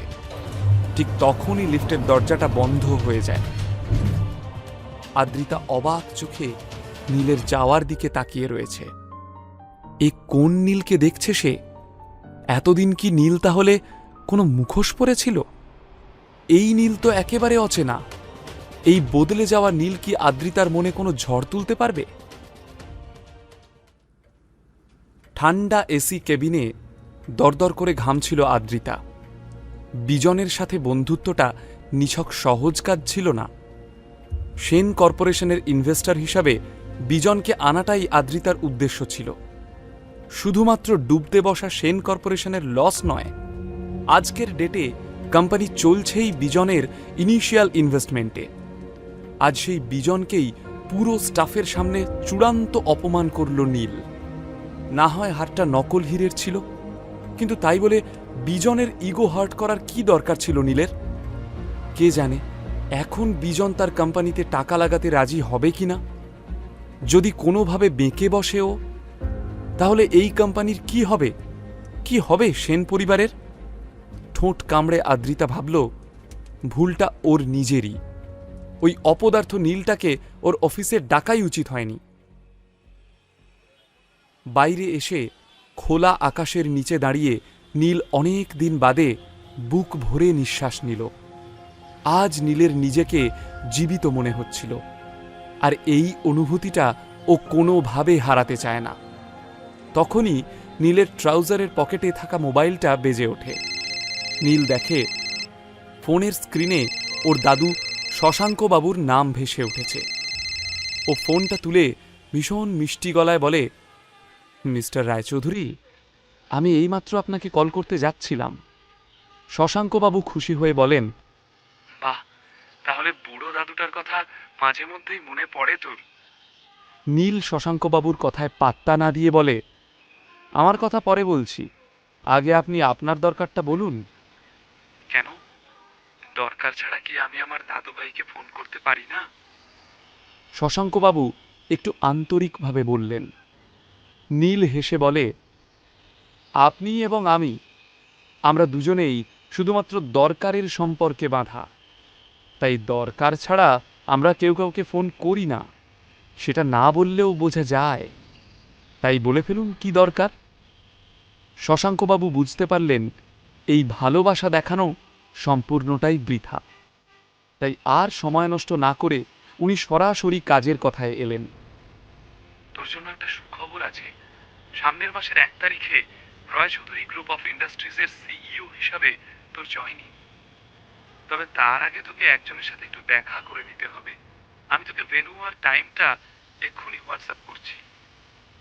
নীল সবটা চুপচাপ শুনে তারপর বেশ ঠান্ডা মাথায় বলল, আমি আপনার একটা ডিমান্ড মেনে নিলাম, তবে তার পরিবর্তে আপনাকে আমার ঠিক দুটো ডিমান্ড মানতে হবে। আমার ফার্স্ট ডিমান্ড, আমাদের যে লিমিটেড কালেকশন ডায়মন্ড নেকলেস আছে তার একটা আমার বলা অ্যাড্রেসে আজ বিকালের মধ্যে পৌঁছে দিতে হবে। আর সেকেন্ড ডিমান্ডটা আমি আপনাকে হোয়াটসঅ্যাপ করে দিচ্ছি। নীল, এটা কিন্তু ডিমান্ড নয়, টর্চার হয়ে যাচ্ছে। শশাঙ্কবাবু শক্তভাবে বললেন। নীল হেসে বলল, কি অদ্ভুত ব্যাপার না? আপনার কাছে আপনার ডিমান্ডটা ঠিক, আর আমার ডিমান্ডটা টর্চার হয়ে গেল। আপনাকে কেন বারবার মনে করিয়ে দিতে হয় যে এখন আপনার আমাকে প্রয়োজন? শশাঙ্কবাবু সাথে সাথে নিজেকে সংযত করে বললেন, এখনো কোম্পানির সিইও হোসনি তুই, তার আগেই কোটি টাকার গিফটের আবদার। নীল ভীষণ শান্তভাবে বলল, মানুষ আবদার করে আপনজনের থেকে, এটা আবদার নয়, দাবি। আর এই দাবি না মেটালে আপনাকে অনেক দামি কিছু হারাতে হবে। এবার আপনি ভেবে দেখুন কি করবেন। শশাঙ্কবাবুর উত্তরের অপেক্ষা না করেই ফোনটা কেটে দেয় নীল। জীবন নীলকে শিখিয়েছে বিবেক সর্বদাই মানুষের আবদারের রাস্তায় কাঁটা হয়ে দাঁড়ায়, তার চেয়ে দাবিই শ্রেষ্ঠ। নিজের কেবিনে বসে শশাঙ্কবাবু ভাবছেন, ভুল ওনার একটাই, কিন্তু নীল শশাঙ্কবাবুকে গুণে গুণে তার শাস্তি ফেরত দিচ্ছে। শশাঙ্কবাবু যে অন্যায়টা নীল আর তার বাবার উপর করেছেন তারপর নীলের পক্ষে ওনাকে বিশ্বাস করা সম্ভব নয়। তাই নীলের ডিমান্ডগুলো অন্যায় মনে হলেও মুখ বন্ধ করে মেনে নিচ্ছেন শশাঙ্কবাবু। নীলের ফোনে 3খানা মেসেজ আসে। প্রথম মেসেজটা ওর দাদুর, দ্বিতীয় এবং তৃতীয় মেসেজটা আদ্রিতার। আদ্রিতা নীলের অ্যাকাউন্টে 10,000 টাকা ট্রান্সফার করেছে। বিয়ের পর থেকে নীলের খরচ এতদিন আদ্রিতাই চালাচ্ছিল। তবে একসাথে এতগুলো টাকা দেখে নীল অবাক হয়ে গেল। আদ্রিতা মেসেজে লিখেছে, মল থেকে কিছু ভালো জামা কাপড় কিনে নিও, আজকের ইভেন্টে প্লিজ ভিখারির মতো এসো না। সন্ধেবেলায় সেন ফ্যামিলির একটা গেট টুগেদার রয়েছে। আত্মীয় স্বজন, প্রতিবেশী, বন্ধু বান্ধব, ভীষণ কাছের কিছু মানুষ সেখানে আমন্ত্রিত। বরাবরই আদ্রিতা এবং চিত্রাকে নীলের জন্য সবার বাঁকা কথার সম্মুখীন হতে হয়েছে। অপমান এড়াতেই নীলকে এই টাকাটা পাঠালো আদ্রিতা। নীল ঠাট্টা করে মনে মনে বলে, না সোনা, তোমার এই 10,000 টাকার আমার আর কোনো প্রয়োজন নেই। শশাঙ্কবাবুকে ওর সেকেন্ড ডিমান্ডটা হোয়াটসঅ্যাপ করে দেয়। সাথে সাথেই শশাঙ্কবাবু রিপ্লাই করেন, ওকে। শশাঙ্কবাবুর মেসেজটা দেখে হলুদ ট্যাক্সিতে উঠে নীল বলে, রয়্যাল সেভেন সোসাইটি শুধু কলকাতার নয়, গোটা পশ্চিমবঙ্গের সবথেকে বড় লাক্সারিয়াস সোসাইটি। যাদবপুরে অবস্থিত এই সোসাইটির প্রত্যেকটা ডুপ্লেক্সের ভেতর নিজস্ব লন আর গার্ডেন রয়েছে। অ্যাপার্টমেন্টের উপরে swimming pool, tennis court, basketball court, আর রয়েছে সবুজ জগিং পার্ক। দেশের একদম প্রথম সারির অভিজাত ব্যক্তিদের জন্য তৈরি এই সবুজে ঘেরা হাউজিং প্রজেক্টটা যেন বাংলার মুকুটে একখানা পালক। শশাঙ্কবাবুর কথা মতো নির্দিষ্ট স্থানে পৌঁছে যায় নীল। ধীরেন রায়চৌধুরীকে সেই বাগানে বসে থাকতে দেখে নীলের মাথায় আগুন জ্বলে ওঠে। ধীরেন রায়চৌধুরী মানে ওর নিজের কাকুর সাথে দেখা করতে হবে জানলে নীল কখনো আসতে রাজি হতো না, সরাসরি না বলে দিত। রাগের মাথায় ও বেরিয়ে যাবে, ঠিক তখনই পিছন থেকে ধীরেন রায়চৌধুরীর গলা শোনা যায়, ঠিক 2.5 বছর আগে তোকে লাস্ট দেখেছিলাম, আগের থেকে অনেক বেশি স্মার্ট লাগছে। বাপের মতো সেই ক্যাবলাকান্ত ব্যাপারটা কিন্তু আর নেই তোর মধ্যে। থমকে দাঁড়ায় নীল। কাউকে অসম্মান সে করতে চায় না। ধীরেন রায়চৌধুরীর মুখের দিকে না তাকিয়েই নীল বলে, কাজের কথা থাকলে বলো, আর যদি ভাবো ভয় দেখিয়ে আমাকে সিইও হওয়া থেকে আটকাবে তাহলে ভুল ভাবছ। কথা শেষ করেই নীল চলে যেতে উদ্যত হয়। তখনই দুজন বিশাল চেহারার সিকিউরিটি গার্ড এসে নীলের পথ আটকে দাঁড়ায়। কাকুর আচরণে নীল হেসে ফেলে। সে এবার ধীর পায়ে ধীরেন রায়চৌধুরীর কাছে আসে এবং খানিক ব্যঙ্গ করে বলে, কাকু প্লিজ, আমার কিছু হলে কিন্তু তোমরাই বিপদে পড়বে। ভুলে যেও না, আমার কাছে অঞ্জলি এন্টারপ্রাইজের 40% শেয়ার রয়েছে। আজ সেই শেয়ারই তোমাদের কোম্পানিকে বাঁচাতে পারে, তাই ভেবেচিন্তে সিদ্ধান্ত নিও। রয় চৌধুরী গ্রুপ ইস্টার্ন ইন্ডিয়ার সবথেকে বড় কোম্পানি। 4 বছর আগে এই কোম্পানিটি দেশের প্রথম 10টি কোম্পানির মধ্যে থাকত। দেশের ছোট বড় সব কোম্পানি রয় চৌধুরী গ্রুপের সাথে কাজ করতে চাইত। তখন এই রয় চৌধুরী গ্রুপের সিইও ছিলেন নীলের বাবা হীরেন রায়চৌধুরী। ব্যবসার কলকাঠি ছিল তার নখদর্পণে। হীরেন ভীষণ ভালো মার্কেট প্রেডিক্ট করতে পারতেন, আর সেই জন্যই আগে ভাগেই অঞ্জলি এন্টারপ্রাইজের 40% শেয়ার তিনি কিনে রাখেন। কারণ উনি বুঝে গিয়েছিলেন ভবিষ্যতে এই শেয়ারের দাম হতে চলেছে আকাশ ছোঁয়া। তবে এই খবরটা শশাঙ্কবাবু এবং ধীরেন রায়চৌধুরীর কানে আসতেই ওনারা প্রচণ্ড অশান্তি শুরু করে দেন। ফলস্বরূপ হীরেন রায়চৌধুরীকে কোম্পানির সিইও পজিশন থেকে সরে দাঁড়াতে হয়। কোম্পানির নতুন সিইওর আসনে বসেন ধীরেন রায়চৌধুরী। কিন্তু 2.5 বছরের মধ্যে কোম্পানি ডুবিয়ে দিয়ে ধীরেনবাবু প্রমাণ করে দিয়েছেন যে তার দ্বারা আর যাই হোক বিজনেসটা হবে না। অঞ্জলি এন্টারপ্রাইজের শেয়ারের জন্য নীল এখন বিপুল সম্পদ এবং প্রতিপত্তির অধিকারী, আর এই পাওয়ারফুল নীলকেই এখন রায়চৌধুরীদের দরকার। কিন্তু নীল যে আগে ভাগেই সব রিসার্চ করে এসেছে তা ধীরেনবাবু আঁচ করতে পারেন।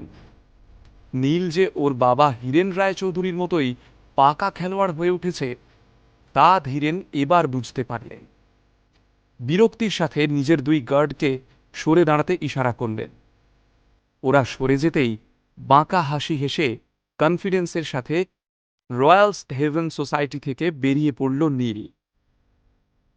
প্রিন্স আনোয়ার শাহ রোডে এসে দাঁড়াতেই নীল দেখে ফোনে একটা মেসেজ এসেছে।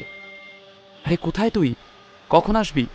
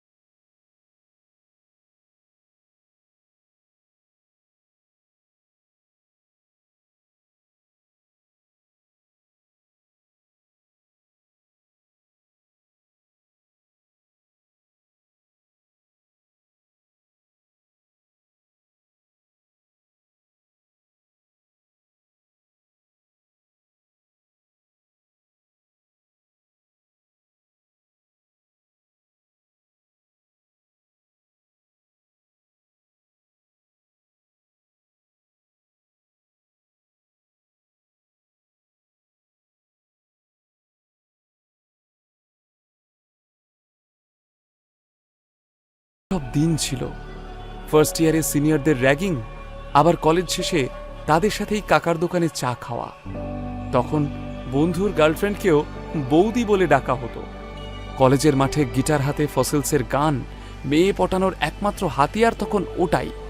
ক্লাস বাঙ্ক করে গঙ্গার ঘাটে সরোবরে আড্ডা মারা, ক্যান্টিনের কচুরি আলুর দম এবং ফেরার পথে ফুচকা, নন্দনে লাইন দিয়ে ফিল্ম ফেস্টিভ্যালের টিকিট কাটা।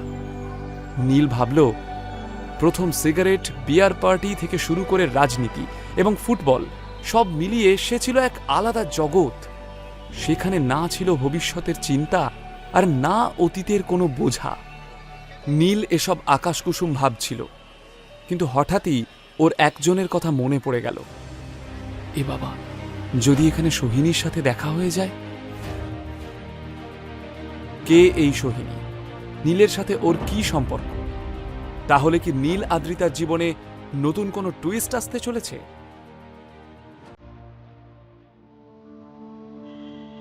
নীলের কলেজের কেমিস্ট্রি টিচারের মেয়ে হচ্ছে সোহিনী। ক্লাসের সব ছেলেরা সোহিনীর জন্য পাগল ছিল। সেই দলে নাম লিখিয়েছিল নীলও। বলা যায় সোহিনী নীলের কলেজ জীবনের ক্রাশ। বন্ধুরাও তা নিয়ে খুব খ্যাপাতো নীলকে। তবে নীল কিছুতেই ওর মনের কথা বলে উঠতে পারত না সোহিনীকে, শুধু দূর থেকে ওকে দেখে যেত। একবার কোনো মতে সোহিনীর নাম্বার জোগাড় করে নিজের মনের কথা জানিয়েছিল নীল, কিন্তু তাতে সোহিনী ভীষণ ঝেড়েছিল নীলকে। সোহিনীর এক ধমকে নীলের মাথা থেকে প্রেমের ভূত পালিয়ে গিয়েছিল। ওই বয়সের প্রেমগুলো কেমন জানি একটা সময়ের পর হারিয়ে যায়। কলেজের পর নীল দু একবার সোশ্যাল মিডিয়াতে সোহিনীকে খোঁজার চেষ্টা করেছিল, কিন্তু তাতেও কোনো লাভ হয়নি। অবশ্য আদ্রিতাকে দেখার পর থেকে ও সব পাঠ চুকিয়ে দিয়েছে নীল। এখন নীলের মন প্রাণ জুড়ে শুধুই আদ্রিতা। তবুও মনের ভেতরটা কেমন একটা করছিল, এতদিন পর আবারও সোহিনীর সাথে দেখা হতে পারে। বড় দীর্ঘশ্বাস ছেড়ে একটা ট্যাক্সি দাঁড় করায় নীল। হলুদ নন এসি ট্যাক্সিতে দুপুরের গরমে ঘেমে যাচ্ছিল নীল। তবুও ওর মধ্যে অদ্ভুত একটা কনফিডেন্স কাজ করছিল। কান পাতলে শোনা যায় কেউ যেন ওকে ভেতর থেকে বড় হবার ইন্ধন যোগাচ্ছিল, বলছিল তোকে আরো বড় হতে হবে নীল, অনেক বড়। সেন কর্পোরেশনের মিটিং রুম ছেড়ে বেরিয়ে হন্তদন্ত হয়ে আদ্রিতা ক্যাফেটেরিয়ার দিকে যাচ্ছিল। কোম্পানির লাভের অংশটা কিছুতেই বাড়াতে পারছে না আদ্রিতা। সেসব নিয়ে এমনিই মাথাটা খিটখিটে হয়েছিল ওর। তার উপর আদ্রিতা দেখে ওর অফিস স্টাফরা ওয়ার্কিং আওয়ার্সে ক্যাফেটেরিয়ায় বসে হাহা হিহি করছে। বাঙালির কাজের সময় এই আড্ডা মারার ব্যাপারটা আদ্রিতার মোটেই পছন্দ নয়। সে হনহনিয়ে ক্যাফেটেরিয়ায় ঢুকতে যাবে, কিন্তু সেখানে গিয়ে যা দেখল এবং শুনল তাতে আদ্রিতার মাথার ভেতর আগুন জ্বলে উঠল। আসলে আদ্রিতার কিছু অফিস স্টাফ নীলকে নিয়ে আলোচনা করছিল। আদ্রিতা সাবধানে ওদের পিছনে দাঁড়িয়ে দেখে ওরা একটা ভিডিও দেখছে। এই ভিডিওটা আজকের, যখন নীল বিজনকে সবার সামনে অপমান করেছিল তখনই কেউ একটা রেকর্ড করেছিল হয়তো। আদ্রিতা অবাক হয়ে যাচ্ছিল ওর স্টাফদের সাহস দেখে। ভিডিওটা শেষ হতেই একটা স্টাফ প্রায় হেসে গড়িয়ে পড়ল। হাসতে হাসতে এবার আমার পেট ফেটে যাবে রে, 2 পয়সার মুরদ নেই, ম্যাডামের পয়সায় খায়, আবার ম্যাডামকেই কথা শোনায়। আরেকজন স্টাফও ওর সাথে গলা মেলায়। আমি কিন্তু আদ্রিতা ম্যাডামকে ভীষণ অ্যাডমায়ার করি। উনি যে কেন এই ছেলেটার সাথে রয়েছেন, এতদিনে তো ওনাদের ডিভোর্স হয়ে যাওয়া উচিত। তৃতীয় স্টাফও যোগ দিয়েছে এদের সাথে।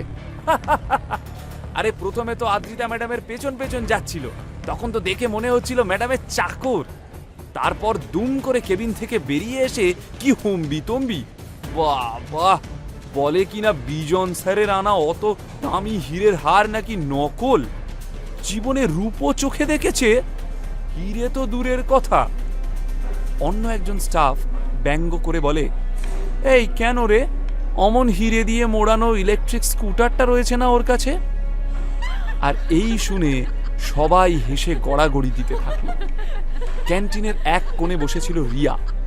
সেও ব্যঙ্গ করে বলে, গরিব মানুষ না হয় একটু আকাশকুসুম স্বপ্ন দেখেছে, তোরা কি পাষণ্ড রে, এভাবে বলছিস? বলেই একে অপরের গায়ে ঢলে পড়তে লাগলো। কিন্তু হঠাৎই কাউকে দেখে রিয়ার মুখের হাসি একেবারে কর্পূরের মতো উবে গেল। সবাই পেছন ফিরে ক্যাফেটেরিয়ার দরজার দিকে তাকাতেই দেখল আদ্রিতা ম্যাডাম দাঁড়িয়ে রয়েছে। আদ্রিতার চোখ মুখ দেখে সবার বুক কেঁপে উঠল।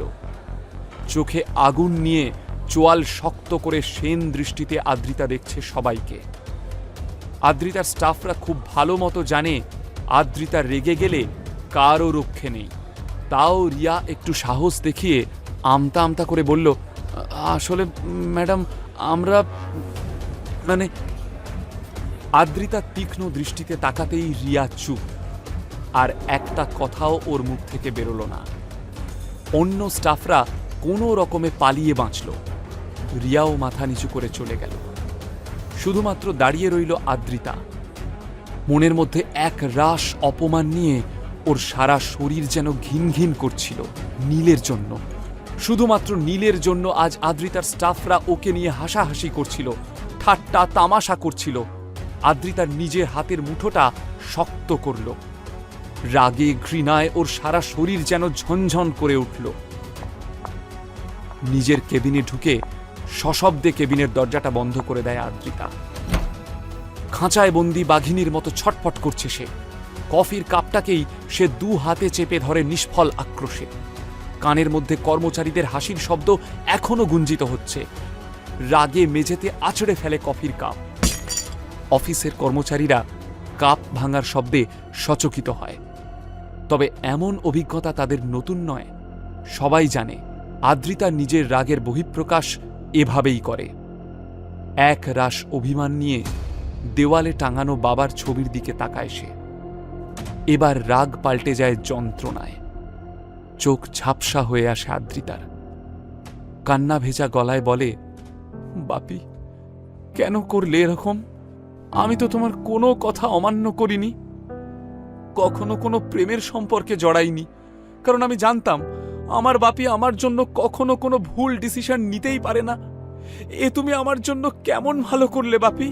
একটা অপদার্থ মেরুদণ্ডহীন মানুষের সাথে আমার সারাটা জীবন জুড়ে দিলে। এর চেয়ে তো নিজে হাতে আমায় বিষ খাইয়ে দিতে পারতে। বলতে বলতে কান্নায় ভেঙে পড়ে আদ্রিতা। আদ্রিতা শুধু তার বাবাকে নয়, মা চিত্রাকেও নিজের এই সর্বনাশের জন্য দোষারোপ করত। কিন্তু চিত্রার যে হাত পা বাঁধা, বিয়ের আগে সে নীলের ব্যাপারে কিছুই জানত না। চিত্রা যতই দজ্জাল মুখরা হোক না কেন, স্বামীর কোনো সিদ্ধান্তের উপর কথা বলার মতো ক্ষমতা তার ছিল না। তাই আদ্রিতার প্রশ্নগুলো নিরুত্তরই থেকে গেছে।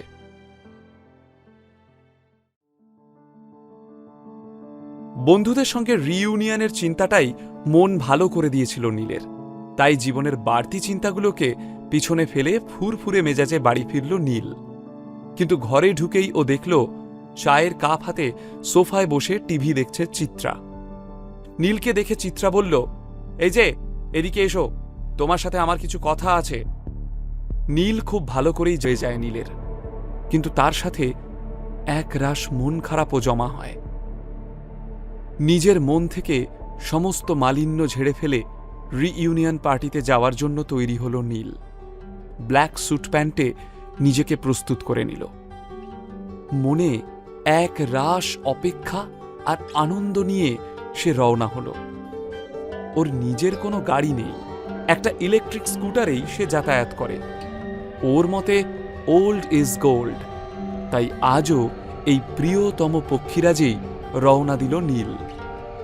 শহরের অন্যতম নামী ইম্পেরিয়াল হোটেলেই রিইউনিয়নের ব্যবস্থা করা হয়েছিল। নীল নিজের ইলেকট্রিক স্কুটারে করে সেই হোটেলের পার্কিংয়ে এসে দাঁড়াল। নীলের অবস্থা দেখে হোটেলের দারোয়ানরাও মুচকি হাসল, কিন্তু তাতে বিশেষ পাত্তা দিল না নীল। ফুরফুরে মনে সবে মাত্র হোটেলে প্রবেশ করতে যাচ্ছে, পিছন থেকে একটা ডাক শুনে থমকে দাঁড়ালো। আইরে, আমার জন্য একটু দাঁড়া। পেছন ফিরতেই নীলের মুখে অনাবিল হাসি ফুটে উঠল। একটা লাল রঙের মার্সিডিজ থেকে ঝাঁকড়া চুলের যে সুদর্শন ছেলেটি নেমে এসেছে, ও নীলের বন্ধু শুভ্র। নীল প্রফুল্ল মনে এগিয়ে গেল শুভ্রর দিকে। আরে ভাই, কতদিন পর তোর সঙ্গে দেখা, কেমন আছিস বল? শুভ্র চোখ দিয়ে মেপে নিল নীলকে। নীলের পোশাক সুন্দর হলেও দামের দিক থেকে শুভ্রর ধারে কাছেও যাচ্ছে না। তাই দেখে শুভ্রর চোখে স্পষ্ট কৌতুকের ছাপ প্রকাশ পেল। সে বলল, নিজেই দেখে বুঝে নে কেমন আছি। নীল খুব সহজভাবেই শুভ্রকে বলল, দেখে তো ফ্যান্টাস্টিক মনে হচ্ছে। শুভ্র একটা অহংকারী ভঙ্গিতে বলল, ওই আর কি, এই যেমন লাস্ট মান্থে এই গাড়িটা কিনলাম, বেশি না, ওই 50 লাখ পড়ল, বুঝলি। অর্থ কৌলিন্য দিয়ে সম্মান কেনাতে কোনোদিনই আগ্রহী নয় নীল, কিন্তু ও বুঝতে পারল যে শুভ্র ওকে পয়সার দেমাক দেখাচ্ছে। তবে এই নীল তো একদম আলাদা। ও কি মুখ বুজে সব সয়ে যাবে? নাকি নতুন কোনো খেলা শুরু করবে? বেশ রহস্য নিয়ে নীল শুভ্রকে বলল, তোকে একটা ম্যাজিক দেখাবো। নীল ঠিক কি করতে চাইছে শুভ্রর সাথে? কি ঘটতে চলেছে এই পার্টিতে? সোহিনীর সাথে দেখা হওয়ার পর কি হবে? নীলের সেই দ্বিতীয় শর্তটাই বা কি ছিল? আর সেই ডায়মন্ড নেকলেসটা কি পেল আদ্রিতা? শুভ্র বেশ ব্যঙ্গ করে জিজ্ঞেস করল, আজকাল ম্যাজিক দেখিয়ে পেট চালাচ্ছিস নাকি? বলেই হো হো করে হাসতে শুরু করল শুভ্র। নীল আবেগের সাথে নিজের ইলেকট্রিক স্কুটারটা দেখিয়ে বলল, তোর গাড়িটা তো দেখলাম, এবার আমার পক্ষীরাজটা দেখ। একবার চাপলেই মনে হবে খোলা আকাশে উড়ছিস, যেন পিসি সরকারের ম্যাজিক। নীলের আওয়াজে মায়া জড়িয়ে রয়েছে। শুভ্র কিছুক্ষণ হা করে নীলকে দেখল, তারপর সশব্দে হেসে উঠল। থাক বাবা, তোর ওই পক্ষীরাজ তোকেই মানায়। নীল বেশ বুঝতে পারল শুভ্র ওকে নিয়ে ব্যঙ্গ করছে। আগেও শুভ্র এমনই ছিল। লম্বা সুঠাম দেহের অধিকারী শুভ্র ছিল স্কুল কলেজের স্পোর্টস ক্যাপ্টেন। বহু মেয়ের ক্রাশও ছিল। সেই সময়েও নীলকে নানাভাবে তাচ্ছিল্য করার সুযোগ খুঁজত শুভ্র। আজও সেই প্রবণতা ওর যায়নি। নিজের মনের ভাব প্রকাশ না করে শুভ্রর সাথে রিইউনিয়ন পার্টি হলে ঢুকে পড়ল নীল। শুভ্রর পোশাকের চাকচিক্য, ওর বড়লোকি চালে প্রায় সব বন্ধুরাই ওকে নিয়ে মাতামাতি শুরু করল। বাইরের দেখনদারি নেই বলে নীলকে যেন চিনতে পেরেও না চেনার ভান করল সবাই। আঘাত পেল নীল। অনেক প্রত্যাশা নিয়ে সে এসেছিল এখানে, তার ফেলে আসা শৈশব খুঁজে পাবে বলে। কিন্তু সময়ের সাথে সাথে মানুষ কত পাল্টে যায়। স্কুল কলেজে এক বেঞ্চে বসা বন্ধুরা জীবনে প্রতিষ্ঠিত হওয়ার পর আর যেন চিনতেও পারছে না নীলকে। আহত নীলের মনে হল, আসলে এই দুনিয়ায় সবাই টাকার বশ। অবশ্য পাশাপাশি আরও একটা কথা মনে হল নীলের, এই পার্টিতে আজ যারা এসেছে পরস্পরকে দেখে এত আন্তরিকতা দেখাচ্ছে, সবটাই তো মিথ্যে। যে ভালোবাসা ওরা দেখাচ্ছে সেটা বন্ধুর প্রতি বন্ধুর ভালোবাসা নয়, স্টেটাস আর অর্থের প্রতি শো অফ মাত্র। দীর্ঘশ্বাস ফেলে নীল ভাবে, অন্তত এরা তার সাথে যে আচরণটা করছে তাতে কোনো মিথ্যে নেই। এটুকুই সান্ত্বনা। নীল পার্টি হলের কোণে একটা চেয়ারে গিয়ে বসে। ঠিক তখনই ওর মোবাইলে একটা মেসেজ আসে। সেই মেসেজটা দেখে নীলের মুখে চওড়া একটা হাসি ফুটে ওঠে। ফোনের স্ক্রিনে ভেসে উঠেছে, 2 crore is credited in your bank account। নীল ফোনের স্ক্রিনে চুমু খেয়ে আপন মনেই হাসতে থাকে। নিজেকে যেন রাজার মতো মনে হচ্ছে নীলের। নীল শশাঙ্ক রায়চৌধুরীকে বলেছিল, আগামী 24 ঘন্টার মধ্যে যদি 2 কোটি টাকা তার অ্যাকাউন্টে ক্রেডিট না হয় তবে রায়চৌধুরীদের সঙ্গে হওয়া তার কন্ট্রাক্ট বাতিল হয়ে যাবে। শশাঙ্ক রায়চৌধুরী তার কথা রেখেছেন। রায়চৌধুরীরা এখন প্রায় নীলের বশেই, আর সেটা খুব ভালোভাবে বুঝতে পারে নীল। হঠাৎই একটা হইচই পড়ে যায় পার্টি হলে।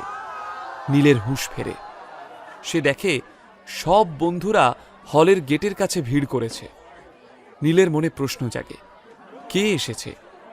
সে উঁকি ঝুঁকি মেরে কিছু লোককে সরিয়ে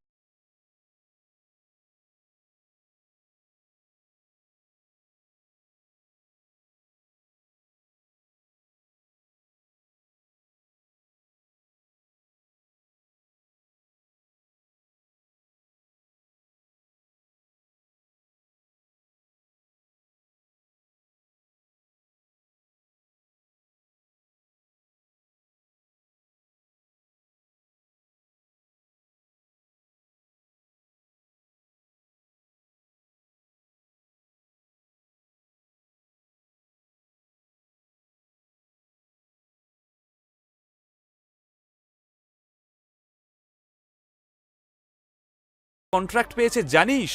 the great Roy Chowdhury industries. এই শুনে সবাই হাততালি দিয়ে উঠল, অভিনন্দন জানালো সোহিনীকে। নীল কিন্তু মনে মনে মজা পাচ্ছিল। যে কোম্পানির সঙ্গে চুক্তিবদ্ধ হওয়ার আনন্দে সোহিনী এত উচ্ছ্বসিত, শুভ্র সহ বাকিরাও ওকে তেল দিতে ব্যস্ত, সেই কোম্পানিরই ভাবি সিইও শ্রীমান নীল রায়চৌধুরী। অথচ কেউ সে কথা জানে না। সোহিনী সবার প্রশংসা বেশ উপভোগ করছিল। সবাই তো পারলে সোহিনীকে মাথায় তুলে নাচে।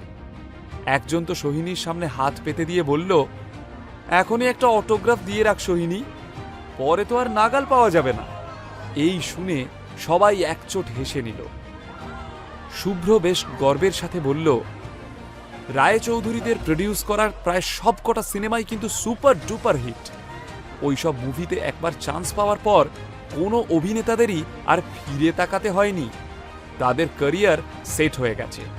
আমি শিওর তোর ক্ষেত্রেও তাই হবে। সোহিনী একটু অহংকারী হাসি হেসে এমন ভাব করল যেন এইসব প্রশংসায় ওর কিচ্ছু আসে যায় না। ধীরে ধীরে একটা চেয়ারে এসে বসল সোহিনী। তার ঠিক উল্টো দিকের চেয়ারে গিয়ে বসল নীল। কিন্তু নীল বসার পর সোহিনী এমন ভান করল যেন ও নীলকে দেখতেই পাচ্ছে না। নীল যেন অদৃশ্য মানুষ। খারাপ লাগলেও হাসি মুখে সোহিনীর দিকে হাত বাড়িয়ে দিল নীল, অভিনন্দন জানাবে বলে। কিন্তু সোহিনীর বোধহয় অস্বস্তি হচ্ছিল, তাই উসখুস করে সোহিনী নিজেই নীলকে বলল, সরি নীল, আমার পাশের সিটটা আমার বেস্ট ফ্রেন্ডের জন্য বুকড রয়েছে, তুই এই সিটটা ছেড়ে দিবি প্লিজ। নীল বুঝতে পারল সোহিনীও ওকে এড়িয়ে যেতে চাইছে। মনে যন্ত্রণা নিয়ে ফিরে যাচ্ছিল নীল। কিন্তু কিছুটা যেতেই ও থমকে দাঁড়ালো। মনে মনে ভাবল, এত সহজে কোনো কনক্লুশনে আসাটা কি ঠিক? আজকেই যাচাই করে নেওয়া যাবে যে টাকার গরমে সোহিনীরও কি বাকিদের মতো মাটিতে পা পড়ে না, নাকি সোহিনী এখনো আগের মতো ভালো মানুষ রয়ে গেছে। নীলের মাথায় একটা দুষ্টু বুদ্ধি খেলে গেল।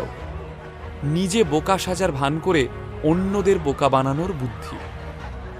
নীল এক গাল হেসে সোহিনীর কাছে ফিরে গেল এবং ক্যাবলাকান্তের মতো বলল, এ বাবা, ওই দেখো, তোমার কলেজ জীবনের বেস্ট ফ্রেন্ড প্রিয়াঙ্কা এবং শুভ্র দুজনেই তোমার ল্যাং মেরে বার কাউন্টারে বসে গল্প করছে।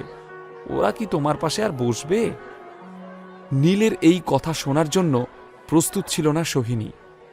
সে ভেবেছিল তার কথা শুনে নীল সুরসুর করে উঠে চলে যাবে, কিন্তু নীল উল্টে তাকেই এভাবে অপমান করল। আক্রোশে ঠিক পাল্টা অপমানটাই করতে চাইল সোহিনী। নিজের বাঁ হাতের আঙুল দিয়ে নিজের নাকটা চেপে ধরে বেশ চিৎকার করেই বলল, আসলে তোমার গায়ে ভীষণ দুর্গন্ধ নীল, আমার তাতে গা গুলিয়ে উঠছে। সোহিনীর কথা শুনে নীল যেন আকাশ থেকে পড়ল। ওকে অপদস্থ করার জন্য এ কেমন কথা বলল সোহিনী? সবার সামনে সোহিনী এভাবে ছোট করল নীলকে।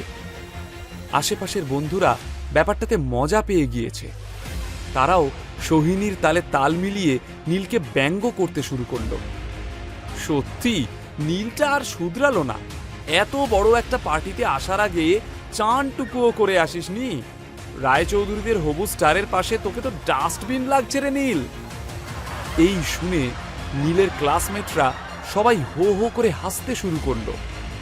কেউ আবার বলল, আরে বেচারাটাকে দিন মজুরি খাটতে হয়, দেখ না, জামা কাপড়ে ওর চেহারায় কোনো জৌলুস নেই, পরিশ্রমের কাজ করলে গায়ে তো ঘামের দুর্গন্ধ হবেই।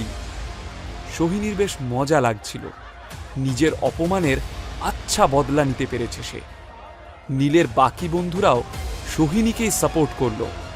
নীল, তুই এখান থেকে সর তো। সোহিনী সবে নিজের উজ্জ্বল ভবিষ্যতের পথে পা রাখছে, তোর মতো আনলাকি পার্সনের সঙ্গ ওর জীবনে ব্যাড লাক নিয়ে আসবে। যা যা এখান থেকে ভাগ। নীল স্তব্ধ হয়ে গিয়েছিল তার বন্ধুদের আচরণ দেখে। নীলের পোশাকে চাকচিক্যের অভাব, তাই তার বন্ধুরা তাকে এইভাবে তাচ্ছিল্য করছে, হেনস্থা করছে, এমনটা সে দুঃস্বপ্নেও ভাবেনি।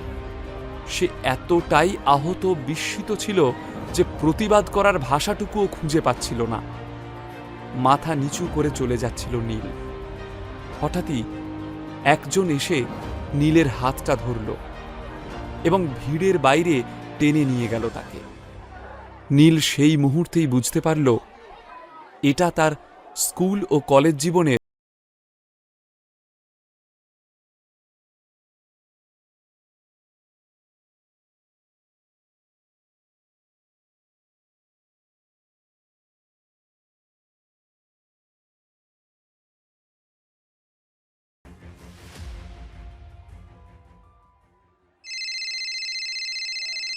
নীল দেখল ওর ফোনে আদ্রিতার নাম ভেসে উঠেছে।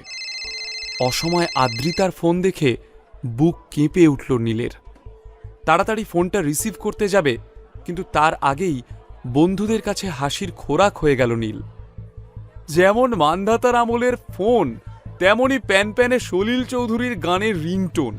সত্যি বাবা, টাইম মেশিনে চেপে ভুল করে আমাদের সময় চলে এসেছিস রে নীল। আবারও হাসির রোল উঠল, আর এই হাসি ঠাট্টাতেই আদ্রিতার ফোনটা গেল কেটে। কিন্তু আশ্চর্য ব্যাপার, নীলের মাথা গরম হলো না। নিজের ফোনের স্ক্রিনটার দিকে হাসি হাসি মুখে তাকিয়ে থাকল সে। আদ্রিতা একটি মেসেজ পাঠিয়েছে, ফ্রি হয়ে কল করো। এভাবে আগে কখনো আদ্রিতা বলেনি নীলকে। তাহলে কি আদ্রিতার মনে নীলের জন্য জায়গা তৈরি হচ্ছে? নীল আশা নিয়ে কলব্যাক করল, কিন্তু ওপাশ থেকে আদ্রিতার সেই চেনা ঝাঁঝালো আওয়াজই শুনতে পেল নীল। কোন রাজকার্য করছো যে ফোন তুলতে দেরি হলো? যেটা করতে বলেছিলাম সেটা হয়েছে?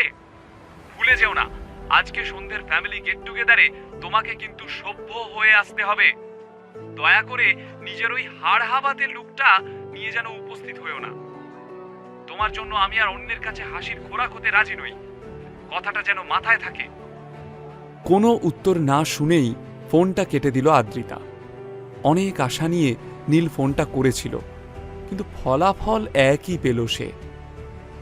ফ্যামিলি গেট টুগেদারে যাওয়ার জন্য আদ্রিতাও ওর কাজগুলো তাড়াতাড়ি গুটিয়ে নিয়েছিল। বাড়ি ফিরে বিকেলের পার্টির প্রস্তুতি নিতে হবে।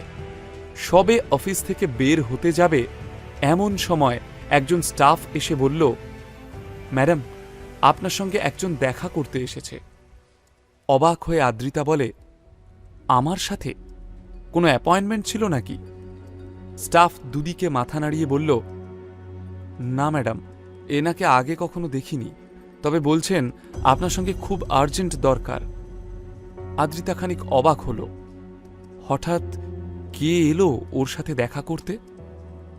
ঠিক আছে, পাঠিয়ে দাও, আদ্রিতা বলল।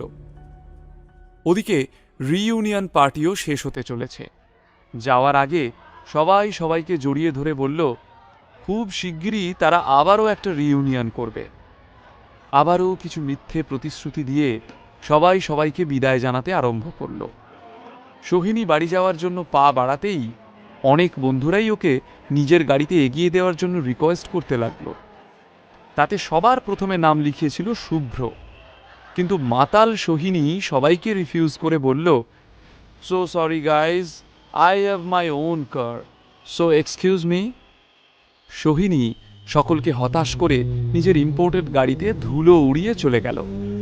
শুধু যাওয়ার আগে একবার নীলের দিকে তাকালো। কেন তাকালো তা নীলও বুঝতে পারল না। সোহিনী চলে যেতেই নীলের মনে পড়ল আদ্রিতার কথাগুলো। সত্যি এখনও সেনবাড়ির গেট টুগেদারে পরে যাওয়ার মতো পোশাক কেনা হয়নি তার। বিন্দু মাত্র সময় নষ্ট না করে মিহিরের সাথে নাম্বার এক্সচেঞ্জ করে দ্রুত বেরিয়ে পড়ল নীল। ওদিকে কিছুক্ষণ পরই একজন কালো স্যুট পরা ভদ্রলোক আদ্রিতার কেবিনে এলেন। চেহারা দেখে বলে দিতে হয় না যে বেশ সম্ভ্রান্ত বংশের মানুষ। তার হাতে একটা গিফট প্যাক। আদ্রিতা ভ্রু তুলে বলল, বলুন কি ব্যাপারে কথা বলতে চান। ভদ্রলোক খুব বিনীতভাবে সেই গিফট বক্সটা আদ্রিতার দিকে এগিয়ে দিয়ে বললেন, ম্যাডাম, এটা আমাদের বস আপনার জন্য পাঠিয়েছেন। আদ্রিতা অবাক হয়ে বলল, আপনাদের বস কে বলুন তো, আর এতে কি রয়েছে? লোকটি একটু হেসে বললেন, বস বলেছেন এই বক্সটি খুলে দেখলেই আপনি ওনার পরিচয় বুঝতে পারবেন। আদ্রিতা সত্যি বুঝতে পারছিল না এমন একটা গিফট বক্স ওকে কে পাঠাতে পারে। নেওয়াটা আদৌ উচিত হবে কিনা তাও বুঝে উঠতে পারছিল না। একটু ইতস্তত করে অবশেষে বক্সটা হাতে নিল আদ্রিতা। ভদ্রলোক আদ্রিতাকে অভিবাদন করে চলে গেলেন, কিন্তু আদ্রিতার মনের ভিতর তখন হাজারো প্রশ্নের ঝড়। কে পাঠালো এই অদ্ভুত উপহার? কি আছে এতে? আদ্রিতার কথা রাখতে নীল শপিং মলে গেল ঠিকই, কিন্তু দামি দামি পাঞ্জাবিগুলোর মধ্যে কোনোটাই ওর তেমন পছন্দ হলো না। কোনোটার রং পছন্দ হয়, নয়তো কোনোটার ফিটিংস। কোনোটার ডিজাইন পছন্দ হয় তো মনে প্রশ্ন জাগে যে আদ্রিতার ভালো লাগবে কিনা। বেশ কিছুক্ষণ এইসব বাছাবাছি করার পর নীল রীতিমতো বিরক্ত হয়ে উঠল। কি ঝকমারি কাজ রে বাবা! অবশেষে সে ফোন করল তার পার্সোনাল সেক্রেটারিকে। রয়চৌধুরী ইন্ডাস্ট্রিজের কর্ণধার শশাঙ্ক রায়চৌধুরী এরই মধ্যে কোম্পানির ভাবি সিইও নীল রায়চৌধুরীর জন্য একজন পার্সোনাল সেক্রেটারির ব্যবস্থা করেছেন। একে একে এক বিলাসবহুল জীবনযাপনের জন্য ঠিক যা যা প্রয়োজন সেই সব কিছু হাতের মুঠোয় এসে যাচ্ছে নীলের। ওর চির অভ্যস্ত পৃথিবীটা যেন একটু একটু করে পাল্টে যাচ্ছিল। নীলের পার্সোনাল সেক্রেটারিটিও বেশ করিতকর্মা। খুব তাড়াতাড়ি সে নীলের জন্য একটা সুন্দর সিল্কের পাজামা পাঞ্জাবি বেছে ফেলল, যার রংটাও সুন্দর, আবার ফিটিংও সেরা। ট্রায়াল রুমে নিজেকে আয়নায় দেখে নীলের মনে হলো এটা আদ্রিতার নিশ্চয়ই পছন্দ হবে। জামা কাপড় কেনা হলে নীল রওনা হলো বাড়ির পথে। গিফট বক্সটা হাতে নিয়ে অনেকক্ষণ চুপচাপ বসেছিল আদ্রিতা। একদিকে অদম্য কৌতূহল, অন্যদিকে একটা অদ্ভুত অস্বস্তি হচ্ছিল ওর। অবশেষে অস্বস্তিটাকে দমন করে আদ্রিতা গিফট বক্সটা খুলে ফেলল। আর বক্সটা খোলার সঙ্গে সঙ্গে আদ্রিতার চোখ ধাঁধিয়ে গেল হীরের ঝলকানিতে। পাশে দাঁড়ানো দুজন স্টাফ হারটা দেখে আর নিজেদের সংবরণ করতে পারল না। তাদের মুখ দিয়ে বেরিয়ে এলো, ওহ মাই গড, এটা তো ড্রিম লাভার্স নেকলেস। ভারতবর্ষে মাত্র 10 জন মানুষের কাছে এই নেকলেস রয়েছে। সেই লিস্টে ম্যাডামের নামটাও জুড়ে গেল। ম্যাডামের বয়ফ্রেন্ড কি দারুণ একটা উপহার দিয়েছেন। আদ্রিতা স্টাফ দুজনের দিকে এমনভাবে তাকালো যেন চোখ দিয়েই ভস্ম করে দেবে। তারা তড়িঘড়ি সেখান থেকে দৌড়ে পালালো। কিন্তু আদ্রিতার তখনও বিস্ময়ের ঘোর কাটেনি। তার ছোটবেলা থেকেই স্বপ্ন একদিন সে এমন একটা নেকলেস কিনবে। আজ সেই স্বপ্ন পূরণ হলো, কিন্তু তবুও আদ্রিতা স্বস্তি পাচ্ছে না। খুব ভালো করেই বুঝতে পারল যে এই নেকলেসটির প্রতিটি হীরেই আসল এবং ভীষণ রেয়ার, আর তাই কোনো সাধারণ মানুষের পক্ষে এটা কেনা সম্ভব নয়। তার মানে কি বিজনই তাকে এই নেকলেসটা উপহার দিল? নীলের সাথে সকালের বাকবিতণ্ডায় বিজনের খুবই ইগো হার্ট হয়েছে, আর সেই কারণেই বিজন নিজের সর্বস্ব সঞ্চিত অর্থ খরচ করে এই ড্রিম লাভার নেকলেস কিনেছে তার জন্য। আদ্রিতার গাড়িটা হাইওয়ে ধরে দ্রুত ছুটেছে বাড়ির পথে। গাড়িতে বসে আদ্রিতা শুধুমাত্র বিজনের কথাই ভাবতে থাকল। বিজন তার সর্বস্ব বাজি রেখেছে আদ্রিতার ভালো লাগার ড্রিম লাভার নেকলেস কেনার জন্য। বিজনের জন্য তার মনে একটা হালকা ভালো লাগার অনুভূতি ছড়িয়ে পড়ল। ডায়মন্ড নেকলেসে হাত বুলিয়ে আদ্রিতা ভাবল, আজকের বিকেলের গেট টুগেদারে সে এই হারটাই পরবে। এই হারটা পরেই সবার নজর কাড়বে ও। সেন পরিবারের কারো কাছেই এত দামি হার নেই। পরিবারের সবার কাছে ওর সম্মান বহু গুণে বেড়ে যাবে আজ। নীল যখন বাড়ি ফিরে নিজের ঘরে এলো, তার একটু আগেই আদ্রিতা ফিরেছে। ঘরে ঢোকার মুখেই আদ্রিতার দিকে নজর গেল নীলের। একটা সিঁদুর রঙা বালুচুরি শাড়িতে যেন অপরূপা লাগছে আদ্রিতাকে। আয়নার সামনে দাঁড়িয়ে আদ্রিতা নিজের গলার হারে এক রাস মুগ্ধতা নিয়ে হাত বোলাচ্ছিল। নীল অপলক দৃষ্টিতে তাকিয়ে রইল আদ্রিতার প্রতিবিম্বের দিকে। আয়নাতে নীলের প্রতিচ্ছবি দেখে আদ্রিতার মুখে বিরক্তির চিহ্ন ফুটে উঠল। বেচারি আদ্রিতা জানেও না, যেই নীলের প্রতি এতখানি বিরক্তি তার, সেই নীলই তাকে তার পছন্দের ড্রিম লাভার নেকলেস উপহার দিয়েছে। আদ্রিতা তো ভাবছিল এই নেকলেস বিজনের উপহার। নীলকে দেখে দ্রুত পায়ে সেখান থেকে চলে গেল আদ্রিতা। কিন্তু নীলের মনে কোনো দুঃখ নেই, কারণ এই প্রথম ও আদ্রিতাকে কিছু একটা উপহার দিয়েছে। সেই উপহার পেয়ে আজ আদ্রিতা ভীষণ খুশি, তাই নীলের মনও উৎফুল্ল। এমন সময়ই চিত্রার কর্কশ আওয়াজ কথিত কর্কশ গলায় কথাগুলো বলল নীলকে। নীলই গাড়ি চালিয়ে আদ্রিতা এবং চিত্রাকে নিয়ে পৌঁছে গেল সেন ম্যানসনের সামনে। ততক্ষণে দামি দামি গাড়ির লাইন পড়ে গেছে সেখানে, মনে হচ্ছে যেন গাড়ির মেলা বসেছে। আদ্রিতা আর চিত্রা গাড়ি থেকে নেমে গটগট করে এগিয়ে গেল সেন ম্যানসনের প্রবেশদ্বারের দিকে। যথারীতি পার্কিংয়ে গাড়ি পার্ক করে পিছন পিছন আসতে লাগল নীল। আদ্রিতার অপূর্ব সৌন্দর্য অনেকেরই মনোযোগ আকর্ষণ করল। কিছু লোক প্রশংসার আর কিছু লোক ঈর্ষার চোখে আদ্রিতাকে দেখতে লাগল। চিত্রাও খুব সুন্দর করে সেজেছে। কে বলবে চিত্রা আর আদ্রিতা মা মেয়ে? ওদের দুই বোন বললেও চলে। সেন ম্যানসনে প্রবেশ করতেই সবার নজর কেড়ে নিল আদ্রিতা, কিন্তু কেউই নীলকে খুব একটা পাত্তা দিল না। নীল যেন এক অবাঞ্ছিত অতিথি। আসলে চিত্রা এবং আদ্রিতা যদি নীলকে সেই মর্যাদা দিত, তাহলে বাকিরাও নীলের সাথে দুর্ব্যবহার করতে সাহস পেত না। অবশ্য নীল এতে অভ্যস্ত। সে চিত্রা আর আদ্রিতাকে ফলো করে সেন ম্যানসনে প্রবেশ করার জন্য পা বাড়াল। কিন্তু ঠিক তখনই পেছন থেকে একটা অতি পরিচিত গলার ডাক শুনতে পেল সে। দাঁড়াও! চমকে তাকালো নীল। কার কণ্ঠস্বর শুনে এমন চমকালো নীল? সেন পরিবারের ফ্যামিলি গেট টুগেদারে কি কোনো অঘটন ঘটতে চলেছে? আজ রাতে কি কোনো নতুন টুইস্ট ঘটতে চলেছে আদ্রিতা এবং নীলের সম্পর্কে?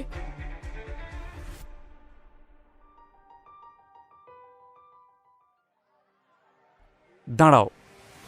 কথাটা শুনে পিছনে তাকাতেই এক রাশ বিতৃষ্ণা জন্মাল নীলের মুখে। সেন পরিবারের প্রায় সব অনুষ্ঠানেই এই কণ্ঠস্বরের অধিকারী লোকটি নীলকে অপদস্থ করেছে। এই মানুষটি হচ্ছেন আদ্রিতার কাকা নবীন সেন। সেন পরিবারের সবচেয়ে ধনী ব্যক্তি এই নবীন সেন ইতালির বাসিন্দা। সেখানেই ওনার টেক্সটাইলের বিরাট ব্যবসা রয়েছে, আর সেই নিয়ে তার অহংকারেরও শেষ নেই। শুধু যে নিজের সম্পদ নিয়ে উনি অহংকার করেন তা নয়, অপরকে ছোট করায় তার জুড়ি মেলা ভার। বিশেষত নীলকে ভর্ৎসনা করার যেন একটা আলাদাই উৎসাহ খুঁজে পান তিনি। নীলও সেটা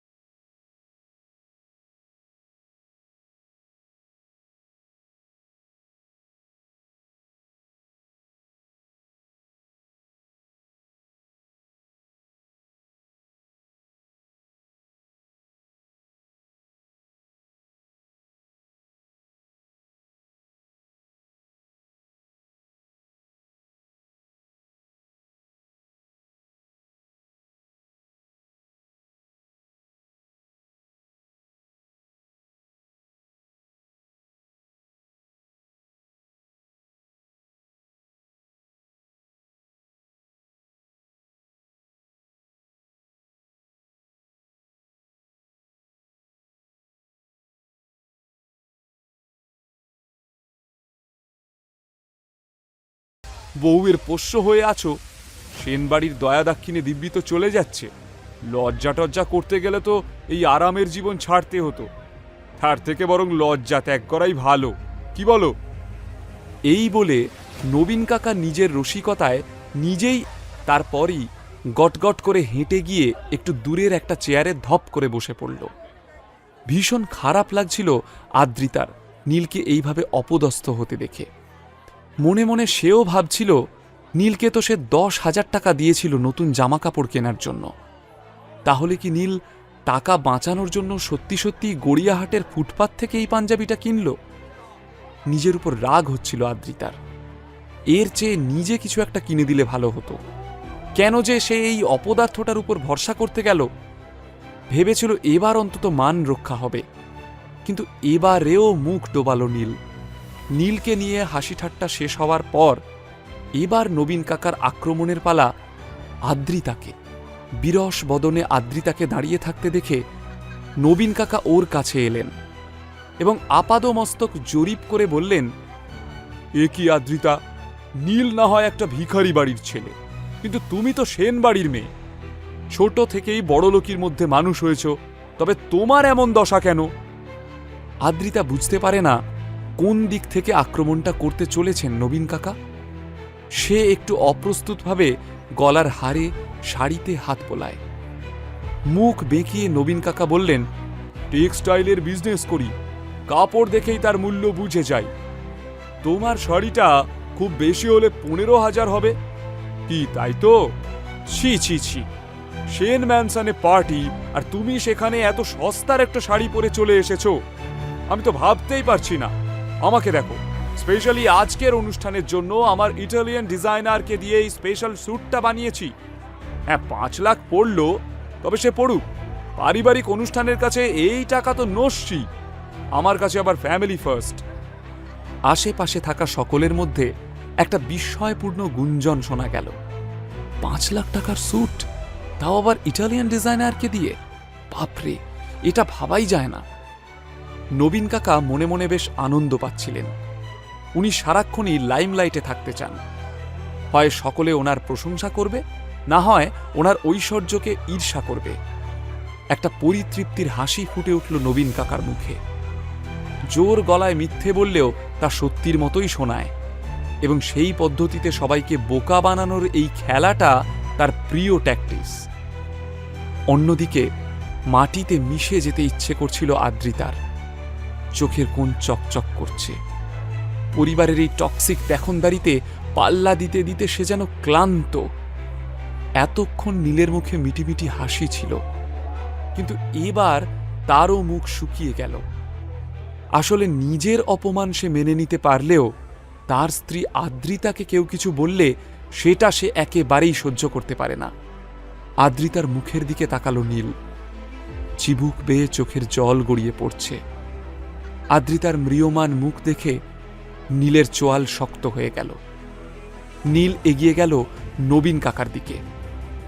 যেভাবে পার্টির একদম শুরুতেই নীলের ঘাড়ে হাত রেখে কথা বলেছিলেন নবীন কাকা, ঠিক সেভাবেই নবীন কাকার ঘাড়ে হাত রাখল নীল। তারপর একটু মজার সুরে বলল, এত তাড়াতাড়ি আদ্রিতার পোশাকের সম্পর্কে এমন সিদ্ধান্ত নিয়ে ফেললেন নবীন কাকা? নবীন কাকা ঝটকা মেরে নীলের হাতটা নিজের ঘাড় থেকে সরিয়ে দিয়ে বললেন, এ কি অসভ্যতা! সামান্য সভ্যতা ভব্যতা জ্ঞানটুকু তোমার নেই? ভুলে যেও না, আমি আদ্রিতার কাকা, তোমার বন্ধু না। তারপর হাত দিয়ে স্যুটটাকে ঝাড়তে লাগলেন, যেন নীলের হাত লেগে তার স্যুটটা নোংরা হয়ে গিয়েছে। নীল তা দেখেই অট্ট হাসি হেসে উঠল। নবীন কাকা সহ বাকি সকলেই অবাক। নীল বলল, এই কারণেই আমার আদ্রিতা পোশাকের পিছনে খরচ করা পছন্দ করে না। এই দেখুন না, আপনার 5 লাখ টাকার স্যুট আমার হাত লেগে এক্ষুনি নোংরা হয়ে যাচ্ছিল। আমার আদ্রিতা তেমন জিনিস পরতে পছন্দ করে যাতে কারো হাত লেগে নষ্ট হয়ে যাওয়ার ভয় নেই।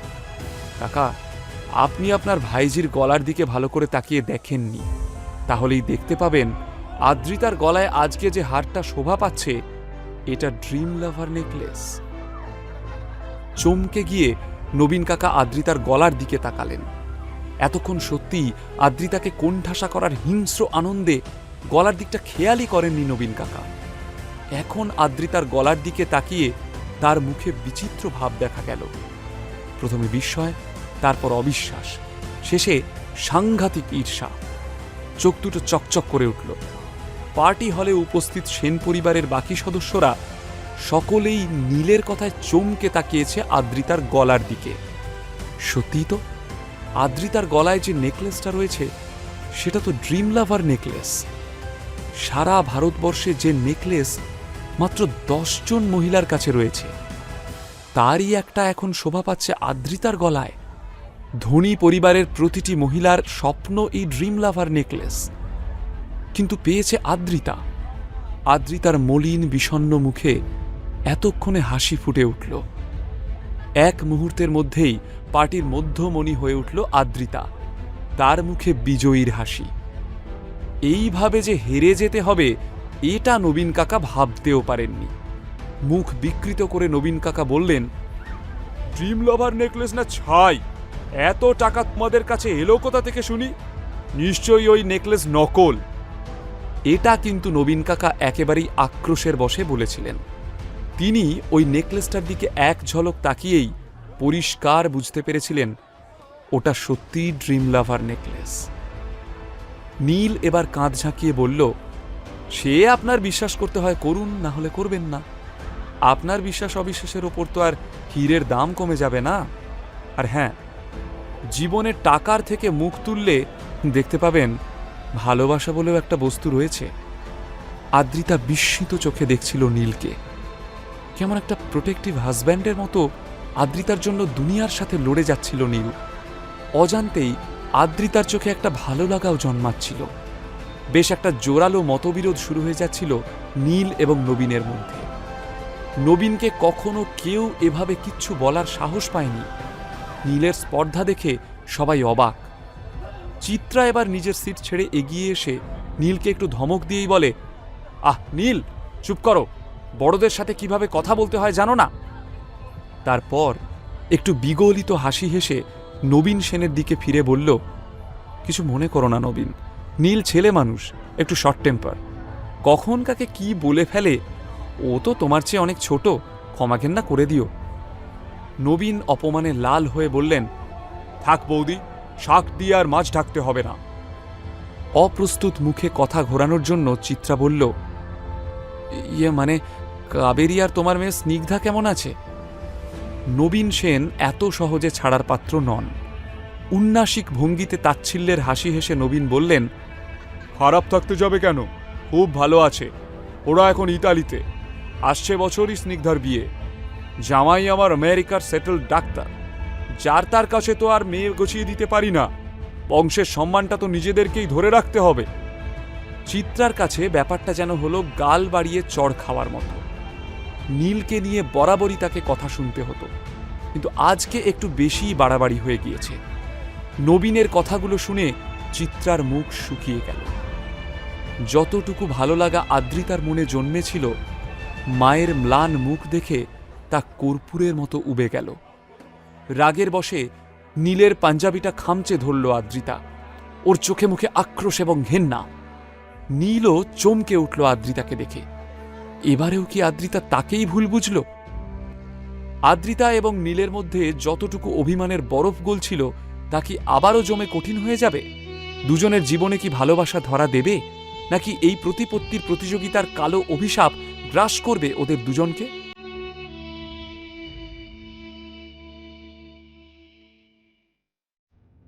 কি হলো, এত তর্কাতর্কি কিসের? রাগের বশে নীলকে কিছু একটা বলতে যাচ্ছিল, কিন্তু হঠাৎই এই কথাটা শুনে থমকে দাঁড়ালো আদ্রিতা। শুধু আদ্রিতা নয়, সেন পরিবারের সকলেই নিজের নিজের জায়গায় উঠে দাঁড়ালো। নবীন সেনও নিজের স্যুটটাকে একবার ভালো করে ঠিক করে নিয়ে হাসি হাসি মুখে ফিরে তাকালেন। সেন ম্যানসনের বহু পুরনো কাজের লোক হুইল চেয়ার ঠেলে এই পরিবারের সবচেয়ে বরিষ্ঠ সদস্যা শ্রীমতী কল্যাণী সেনকে পার্টিতে নিয়ে এলো। ইনি আদ্রিতার ঠাকুমা। তিনিই সবাইকে আমন্ত্রণ জানিয়েছিলেন। বয়স ৯০ হলেও এখনও বেশ শক্ত সমর্থ। ধবধবে সাদা চুল এবং শ্বেতশুভ্র পোশাকে রাশভারী লাগছে কল্যাণী সেনকে। আজও তার দাপটে পরিবারের সকলেই থরহরিকম্প। পারিবারিক ব্যবসাতেও বাকিদের মতো তিনিও যথেষ্ট মাথা খাটান। সেন পরিবারের বিপুল সম্পত্তির অধিকারিণী বলে পরিবারের সকলেই তাকে সমীহ করে চলে। অবশ্য কল্যাণী যে ভীষণ তর্জন গর্জন করেন তেমন নয়। তার মুখে সবসময়ই একটা হাসি লেগে রয়েছে, কিন্তু তার এই হাসি মুখের আড়ালে যে একটা কঠিন রূপও লুকিয়ে রয়েছে তা কারোরই অজানা নয়। কল্যাণী সেন আসার পরই নবীন হন্তদন্ত হয়ে এগিয়ে গেলেন মায়ের দিকে। নবীনকে দেখে কল্যাণীর মুখে হাসি ছড়িয়ে পড়ল। কিন্তু নীল ওনার পায়ে হাত দিয়ে প্রণাম করতে গেলেই কল্যাণীর সেই হাসিটা মুহূর্তে উধাও হয়ে গেল। বরং নীল আদ্রিতা এবং চিত্রাকে দেখে তার মুখে একটা প্রচ্ছন্ন বিরক্তির ছাপ দেখা দিল। আসলে শুধু নীল নয়, চিত্রা এবং আদ্রিতাকেও খুব একটা পছন্দ করেন না কল্যাণী সেন। বড় ছেলের মৃত্যুর পর থেকে বৌমা এবং নাতনির সঙ্গে কোনো যোগাযোগই নেই তার। শুধুমাত্র লোকনিন্দা এড়াতে এসব অনুষ্ঠানে মা মেয়ের ডাক পড়ে। আদ্রিতা কল্যাণীর বড় নাতনি, কিন্তু অন্যান্য নাতি নাতনিদের মতো আদ্রিতা ঠাকুরমার আদর ভালোবাসা খুব একটা পায়নি। আদ্রিতার প্রতি তার এই আচরণ দেখলে মনে হয় সে যেন উড়ে এসে জুড়ে বসেছে। অনেকবার জিজ্ঞাসা করার পরও এই প্রশ্নের উত্তর পায়নি আদ্রিতা। সে যেন এক রহস্য। চিত্রা আদ্রিতা দুজনেই জানে এই পরিবারের কেউ ওদের পছন্দ করে না, কিন্তু তাও একটা সামাজিক কর্তব্যের খাতিরে প্রতিবার মুখ দেখাতে চলে আসে ওরা। তার উপর আদ্রিতা নীলের বিবাহিত জীবন নিয়েও এই পরিবারের সদস্যদের আগ্রহের শেষ নেই। নীলকে সাথে নিয়ে এলে সবাই অপমান করবে, এবং আদ্রিতা একা এলে সবাই বাঁকাভাবে জিজ্ঞেস করবে নীলের কথা। শুরু হয়ে যাবে কানাঘুষো আলোচনা। আদ্রিতার অবস্থা তাই এক্ষেত্রে অনেকটা শাঁখের করাতের মতো। কল্যাণী সকলকে অভিবাদন করে বললেন, ঠাকুর সকলের মঙ্গল করুক। তোমরা সবাই যে আজ আমার ডাকে এখানে এসেছো, এতে আমি ভীষণ খুশি। আমার তো 3 কাল গিয়ে 1 কালে ঠেকেছে। আজ আছি, কাল নেই। যতদিন বেঁচে আছি তোমাদের এভাবেই একজোট দেখতে চাই, তাতেই আমার শান্তি। চলো এবার খেতে বসা যাক। প্রত্যেকটা অনুষ্ঠানেই এলাহি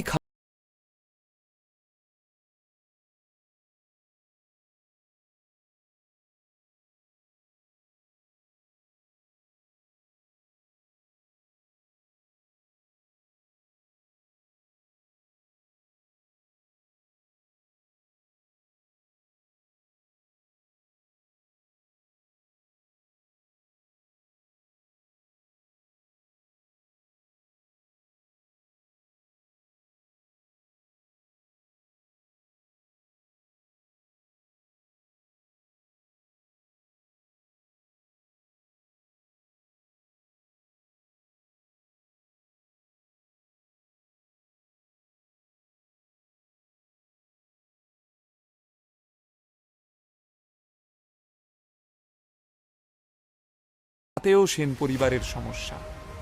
নীলকে ওভাবে খেতে দেখে সবার খাওয়া দাওয়া শেষ হতেই কল্যাণী সবাইকে কাছে ডাকলেন এবং গলা খাঁকড়ে বললেন, আজকে তোমাদের এখানে ডাকার পিছনে আমার একটা উদ্দেশ্য রয়েছে।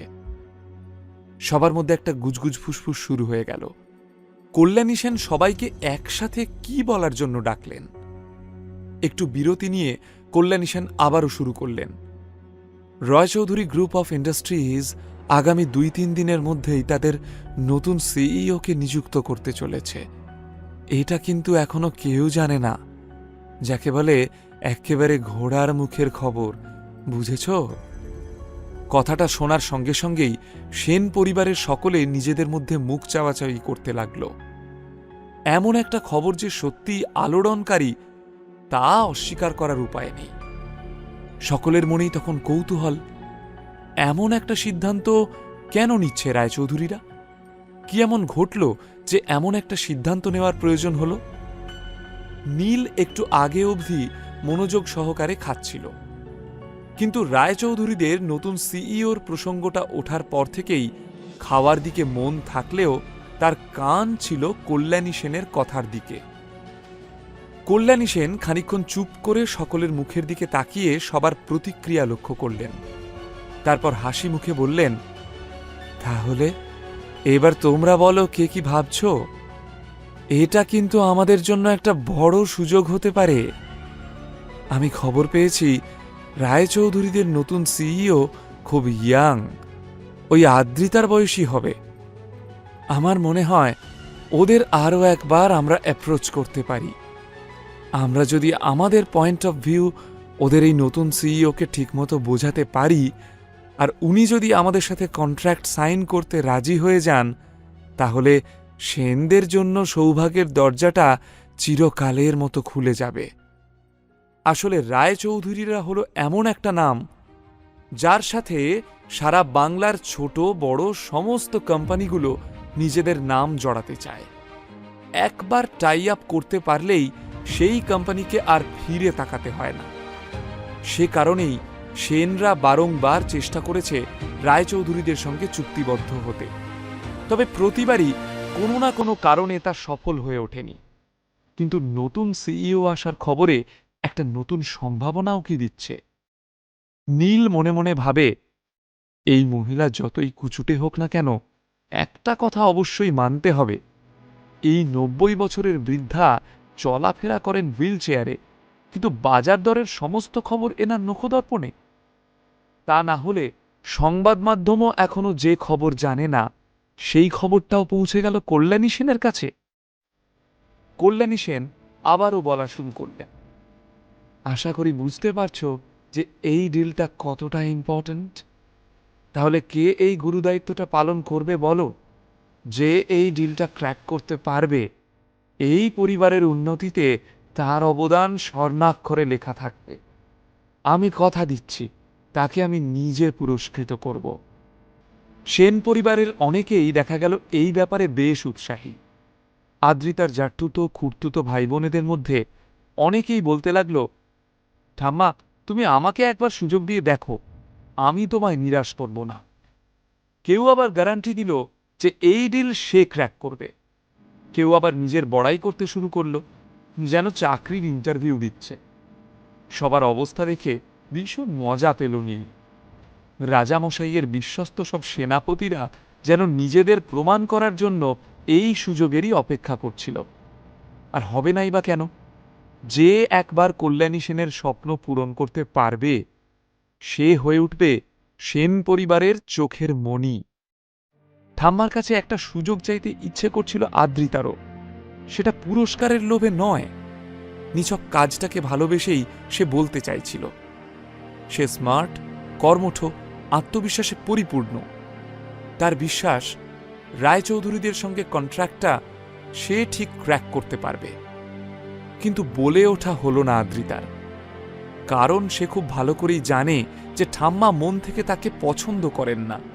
সে জিজ্ঞেস করলেও ঠাম্মা তাকে সুযোগ দেবেন না, তাই বলে মুখ নষ্ট করতে চায় না আদ্রিতা। কল্যাণী সবার দিকে হাসি মুখে তাকিয়ে জরিপ করছিলেন, যেন জহুরির চোখ দিয়ে আসল হিরেটিকে তিনি বেছে নিচ্ছেন। সবার উপর চোখ বুলিয়ে কল্যাণী সেন নিজের ছোট ছেলে নবীনের দিকে তাকালেন। আদরের ছেলে নবীন সব সময় মায়ের পাশে পাশে থাকে, আজও তার ব্যতিক্রম হল না। আহ্লাদিত গলায় কল্যাণী বললেন, বাবা নবীন, তোমার উপর আমার অনেক ভরসা। আমি ভেবে দেখলাম এই পরিবারে তোমার থেকে যোগ্য প্রার্থী আর কেউ নেই, তাই এই দায়িত্বটা আমি তোমাকেই দিতে চাই। তুমি রায়চৌধুরীদের নতুন সিইওর সঙ্গে দেখা করে আমাদের তরফ থেকে ডিলটা ক্র্যাক করবে। দেখো, আমার ভরসার যেন অমর্যাদা না হয়। কল্যাণীর কথায় কেউ খুশি মনে, কেউ বা লোক দেখানো হাসি মুখে হাততালি দিয়ে উঠল। নিজের প্রশংসা শুনে নবীন আনন্দে গদগদ হয়ে উঠলেন। এক গাল হেসে মাকে বললেন, তুমি কিছু চিন্তা করো না মা, আমার এত বছরের অভিজ্ঞতা, ইতালিতে আমার ব্যবসার সুখ্যাতি তো তুমি নিজের কানে শুনেছ। এই ডিলটা আমি ক্র্যাক করবই, তুমি দেখে নিও। খুব শিগগিরই তোমার কাছে আমি সুখবর নিয়ে আসব। কল্যাণী নবীনের চিবুক ছুঁয়ে চুমু খেয়ে বললেন, জানি রে জানি, পারলে তুইই পারবি। তারপর কল্যাণী হাসি মুখে ছেলের সঙ্গে ব্যবসার ব্যাপারে কথা বলতে লাগলেন। নবীনও নিজের কৃতিত্ব যতটা পারা যায় ফুলিয়ে ফাঁপিয়ে জাহির করতে লাগল। মনে মনে বেশ মজা পাচ্ছিল নীল। সবাই এতক্ষণ নীলকে এত অপমান করছিল, কিন্তু একবার ওর আসল পরিচয়টা জানতে পারলেই এই খোটা সিক্কাই এদের কাছে হয়ে উঠবে বহু মূল্যবান আশরাফি। সত্যি, মানুষ ভীষণ ধান্দাবাজ। নবীন কাকা যে এত গর্বের সঙ্গে বলছেন ওনার কাছে এই ডিলটা ক্র্যাক করা জল ভাত, তা উনি কি জানেন যে রায়চৌধুরীদের নতুন সিইওকে উনি অলরেডি বিরূপ করে ফেলেছেন?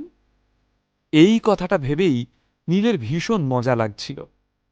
নীল বাঁকা হেসে বলল, হ্যাঁ, যখন রায়চৌধুরীদের অফিসে নবীন কাকার সাথে আমার দেখা হবে তখন বেশ জমে উঠবে খেলাটা। মিটিমিটি হেসে পাশ ফিরতেই নীল চমকে উঠল। অবাক চোখে ওর দিকে তাকিয়ে রয়েছে আদ্রিতা। ভয়ে গলা শুকিয়ে গেল নীলের। তার মানে আদ্রিতা কি নীলের কথাটা শুনে ফেলল? আদ্রিতার সামনে ফাঁস হয়ে গেল নীলের আসল পরিচয়। এবার তাহলে কি ঘটতে চলেছে?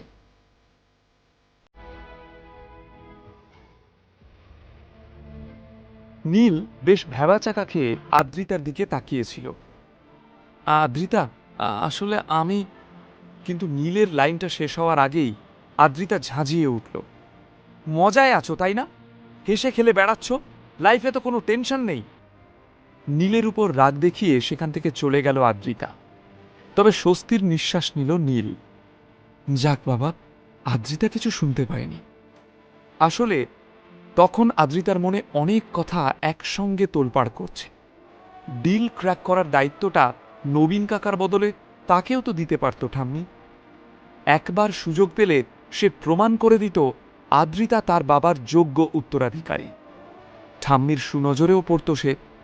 তার প্রতি যে বিরূপতা ঠাম্মির রয়েছে হয়তো সেটা কেটে যেত। সবথেকে বড় কথা, আদ্রিতার বিজনেসে ফান্ডিংয়ের প্রয়োজন। যদিও বিজন সেন কর্পোরেশনে বিনিয়োগ করে, কিন্তু বিজন এবং রায়চৌধুরীদের মধ্যে আকাশ পাতাল তফাৎ। রায়চৌধুরীদের সাথে ডিলটা ক্র্যাক করলেই আদ্রিতার ফান্ডিংয়ের চিন্তা চিরদিনের মতো দূর হয়ে যেত। একটা মোটা অঙ্কের লভ্যাংশ হাতে আসত এবং নিজের ধুঁকতে থাকা ব্যবসাটাকে আবারও ভালোভাবে দাঁড় করাতে পারত আদ্রিতা। সেই ক্ষোভটাই আদ্রিতা জাহির করল নীলের উপর। কাউকে মনের কথা বলতে পারে না বলে মাঝে মধ্যে রাগ হয়ে সেটা বেরিয়ে আসে।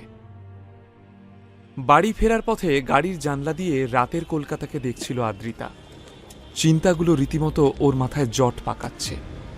একটা কথাও বলে না ও। চিত্রা চুপচাপ বসেছিল। আজকের পার্টিতে তার যে অসম্মান হয়েছে সেটাই হজম করার চেষ্টা করছিল। গাড়ি চালাতে চালাতে পাশের সিটে বসে থাকা আদ্রিতার দিকে বারে বারে আর চোখে তাকাচ্ছিল নীল। আদ্রিতার চোখে মুখে লেগে থাকা এই বিষণ্ণতাটা কিছুতেই সহ্য করতে পারে না সে। আদ্রিতার মনে নীলের জন্য কোনো অনুভূতি না থাকলেও নীলের মনে তো আদ্রিতার জন্য অপার ভালোবাসা। নীল মনে মনে বলল, তোমার সমস্ত প্রবলেম আমি সলভ করে দেব আদ্রিতা, শুধু আমাকে একটু সময় দাও। আমি সোনার জাদুকাঠি পেয়েছি, তা ছুঁয়ে দিলেই তোমার মনের সব বিষণ্ণতা কেটে যাবে। তুমি আবার খিলখিল করে হেসে উঠবে। মিলিয়ে নিও তুমি। ভীষণ ক্লান্ত লাগছিল আদ্রিতার। বাড়ি ফিরেই কোনো রকমে নিজের সাজ পোশাক পরিবর্তন করে স্নান সেরে সে বিছানায় এসে শুয়ে পড়ল। কিন্তু চিন্তায় চোখে ঘুম এলো না। নীল আর আদ্রিতার বেডরুম একটাই, কিন্তু সেটা শুধুমাত্র লোক দেখানো। এক ঘরে এক ছাদের তলায় থেকেও তারা আজ অবধি কখনো এক বিছানায় ঘুমোয়নি। বিছানাটা ছিল সম্পূর্ণ আদ্রিতার দখলে, আর নীলের জায়গা ছিল ওই ঘরেরই মেঝেতে কিংবা সোফায়। আজ পূর্ণিমা, রূপলি চাঁদের জ্যোৎস্না জানলা দিয়ে এসে ঘরে পড়েছে। নীল দেখল আলো আধারি সেই ঘরে একটা সিফনের নাইট গাউন পরে রয়েছে আদ্রিতা।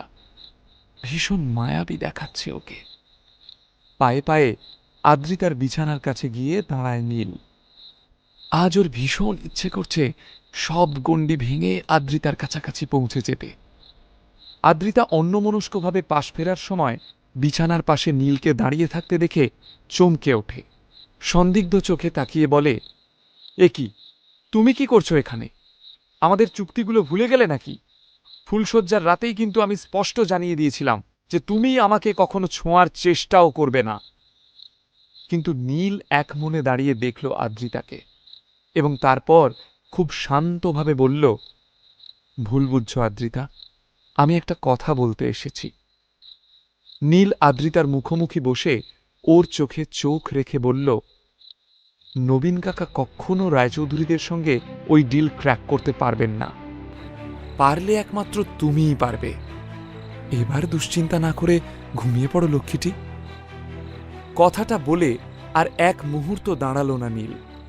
মেঝেতে নিজের বিছানায় এসে শুয়ে পড়ল। বিস্মিত হতবাক দৃষ্টিতে কিছুক্ষণ নীলের দিকে তাকিয়ে রইল আদ্রিতা। সে নীলকে কখনো স্বামীর মর্যাদা দেয়নি। নীলও আদ্রিতার ওপর কোনো জোর খাটাতে নারাজ।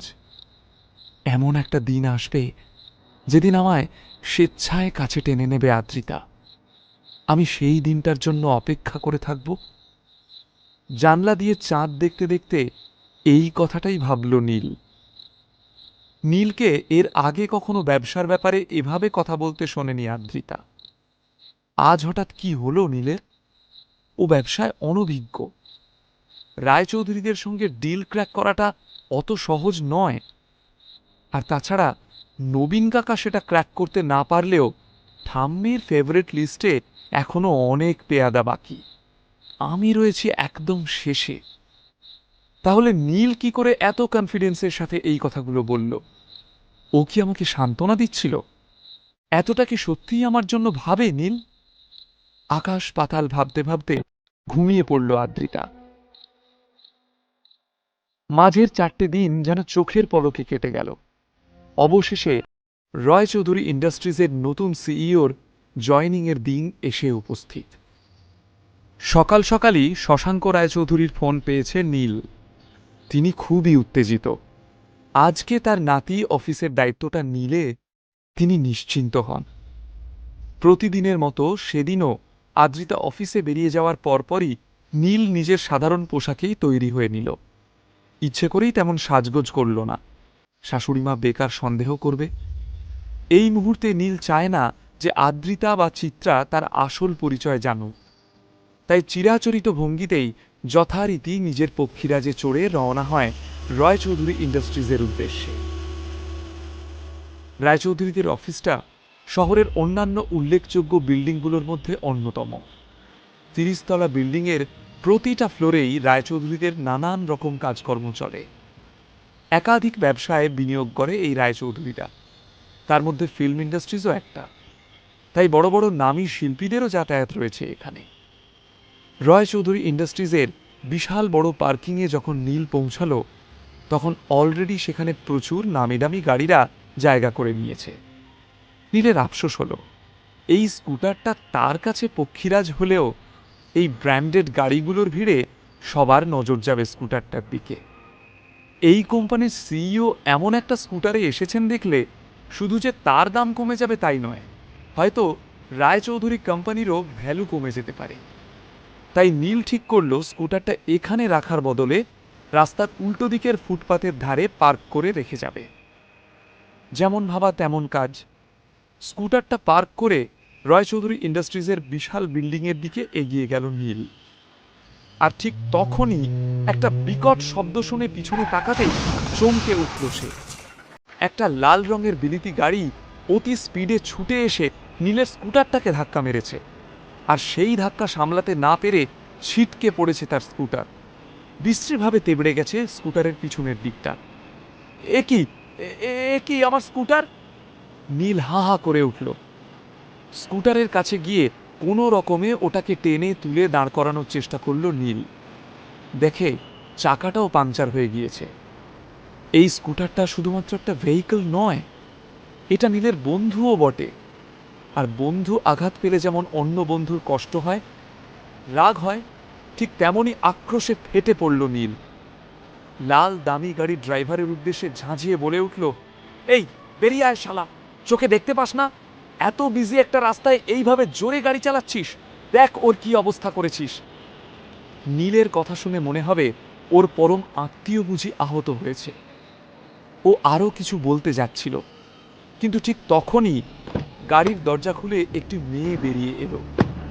দুধ সাদা গায়ের রং, গোলাপি শর্ট ড্রেস এবং পায়ে হাই হিল জুতো। মেয়েটি সামনে এসে দাঁড়াতেই চমকে উঠল নীল। তুমি?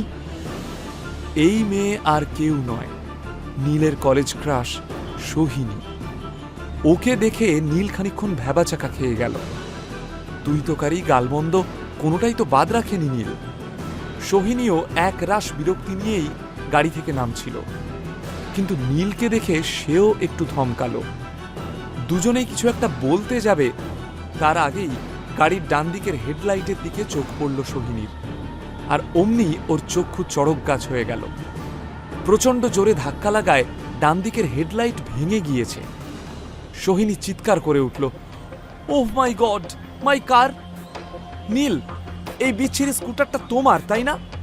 দেখো, তোমার ওই সস্তা স্কুটারের জন্য আজ আমার গাড়ির কি অবস্থা হলো। দেখো, গাড়িটা একদম ব্র্যান্ড নিউ, কালই কিনেছি, আর আজকেই এর হেডলাইট ভেঙে চৌচির হয়ে গেল। সব তোমার জন্য হয়েছে, অপদার্থ কোথাকার! নীল অবাক। যা বাবা, আমি কি করলাম? আমার স্কুটার তো রাস্তার ধারে দাঁড় করানো ছিল, তোমার গাড়িটাই তো বরং এসে... শাট আপ! একদম বাজে বকবে না। নীলকে ধমক দিয়ে উঠল সোহিনী। এখন তোমার মতো থার্ড ক্লাস ছেলের কাছে আমাকে গাড়ি চালানো শিখতে হবে? নিজে রাস্তার মাঝে স্কুটার রেখে আমার ড্রাইভারকে গালিগালাজ করছো? এই হেডলাইটটা সারাতে জানো কত টাকা লাগবে? It's costlier than your bloody pocket money. এক নিঃশ্বাসে কথাগুলো বলে গেল সোহিনী। রাস্তা দিয়ে যাতায়াত করা লোকগুলো ঘুরে ঘুরে সোহিনী নীলের ঝগড়া দেখছিল। নীল সামলানোর চেষ্টা করছিল। দেখো সোহিনী, তুমি ভুল করছো, এখানে কিন্তু আমার কোনো দোষই নেই। Please don't create any scene here. আমি একটা জরুরি কাজে এসেছি। ওয়াও, তুমি জরুরি কাজে এসেছো? তোমার কোনো দোষ নেই, তুমি ধোয়া তুলসী পাতা, আর আমি তো এখানে ঘাস কাটতে এসেছি, তাই না? তেলে বেগুনে জ্বলে উঠল সোহিনী। বাই দ্য ওয়ে, এই রয় চৌধুরী গ্রুপ অফ ইন্ডাস্ট্রিজের বিল্ডিং এর সামনে দাঁড়িয়ে তুমি কি করছিলে? হ্যাঁ, এইসব জায়গায় তোমার মতন 5 পয়সার লোককে মানায় না। কথাটা বলেই হঠাৎ মনে পড়ে গেল, গত সপ্তাহে কাগজে সোহিনী একটা বিজ্ঞাপন দেখেছিল, যেখানে বলা হয়েছিল রায়চৌধুরীদের অফিসে নতুন সিকিউরিটি গার্ড নেওয়া হবে। সোহিনী ভেবে জিজ্ঞেস করল, তুমি নিশ্চয়ই এখানে সিকিউরিটি গার্ডের চাকরির জন্য এসেছো, তাই না? সিকিউরিটি হয়ে গেস্টের গাড়ির এমন খারাপ অবস্থা করলে তুমি? নীল কিছু বলতে যাচ্ছিল, কিন্তু তার আগেই সোহিনী খপ করে ধরল নীলের হাতটা। চলো আমার সাথে, তোমার নামে কমপ্লেইন করব। আমিও দেখি তুমি কিভাবে এখানে কাজ করো। সোহিনীর আচরণে ঘাবড়ে গেল নীল। ভেতরে রায়চৌধুরীদের সব বোর্ড মেম্বার্সরা অপেক্ষা করছে। সোহিনী যদি এভাবে নীলকে নিয়ে ঢোকে, তাহলে তো নীলের সাথে সাথে রায়চৌধুরীদেরও নাক কাটা যাবে। নীল আটকানোর চেষ্টা করলেও শক্ত হাতে সোহিনী ধরে রেখেছে নীলের কবজি। ঘাবড়ে যায় নীল, আজ বুঝি একটা কেলেঙ্কারি ঘটবে। রায়চৌধুরীদের অফিসে কি ঘটতে চলেছে? অফিসের প্রথম দিনেই কি কোনো সর্বনাশ ঘটে গিয়ে নীলের স্বপ্ন অধরা থেকে যাবে? বিনামূল্যে গল্প শুনতে নিচের ইনস্টল বাটনে ক্লিক করুন এবং পকেট এফএম ডাউনলোড করুন। লিঙ্কটি রয়েছে ডেসক্রিপশনে।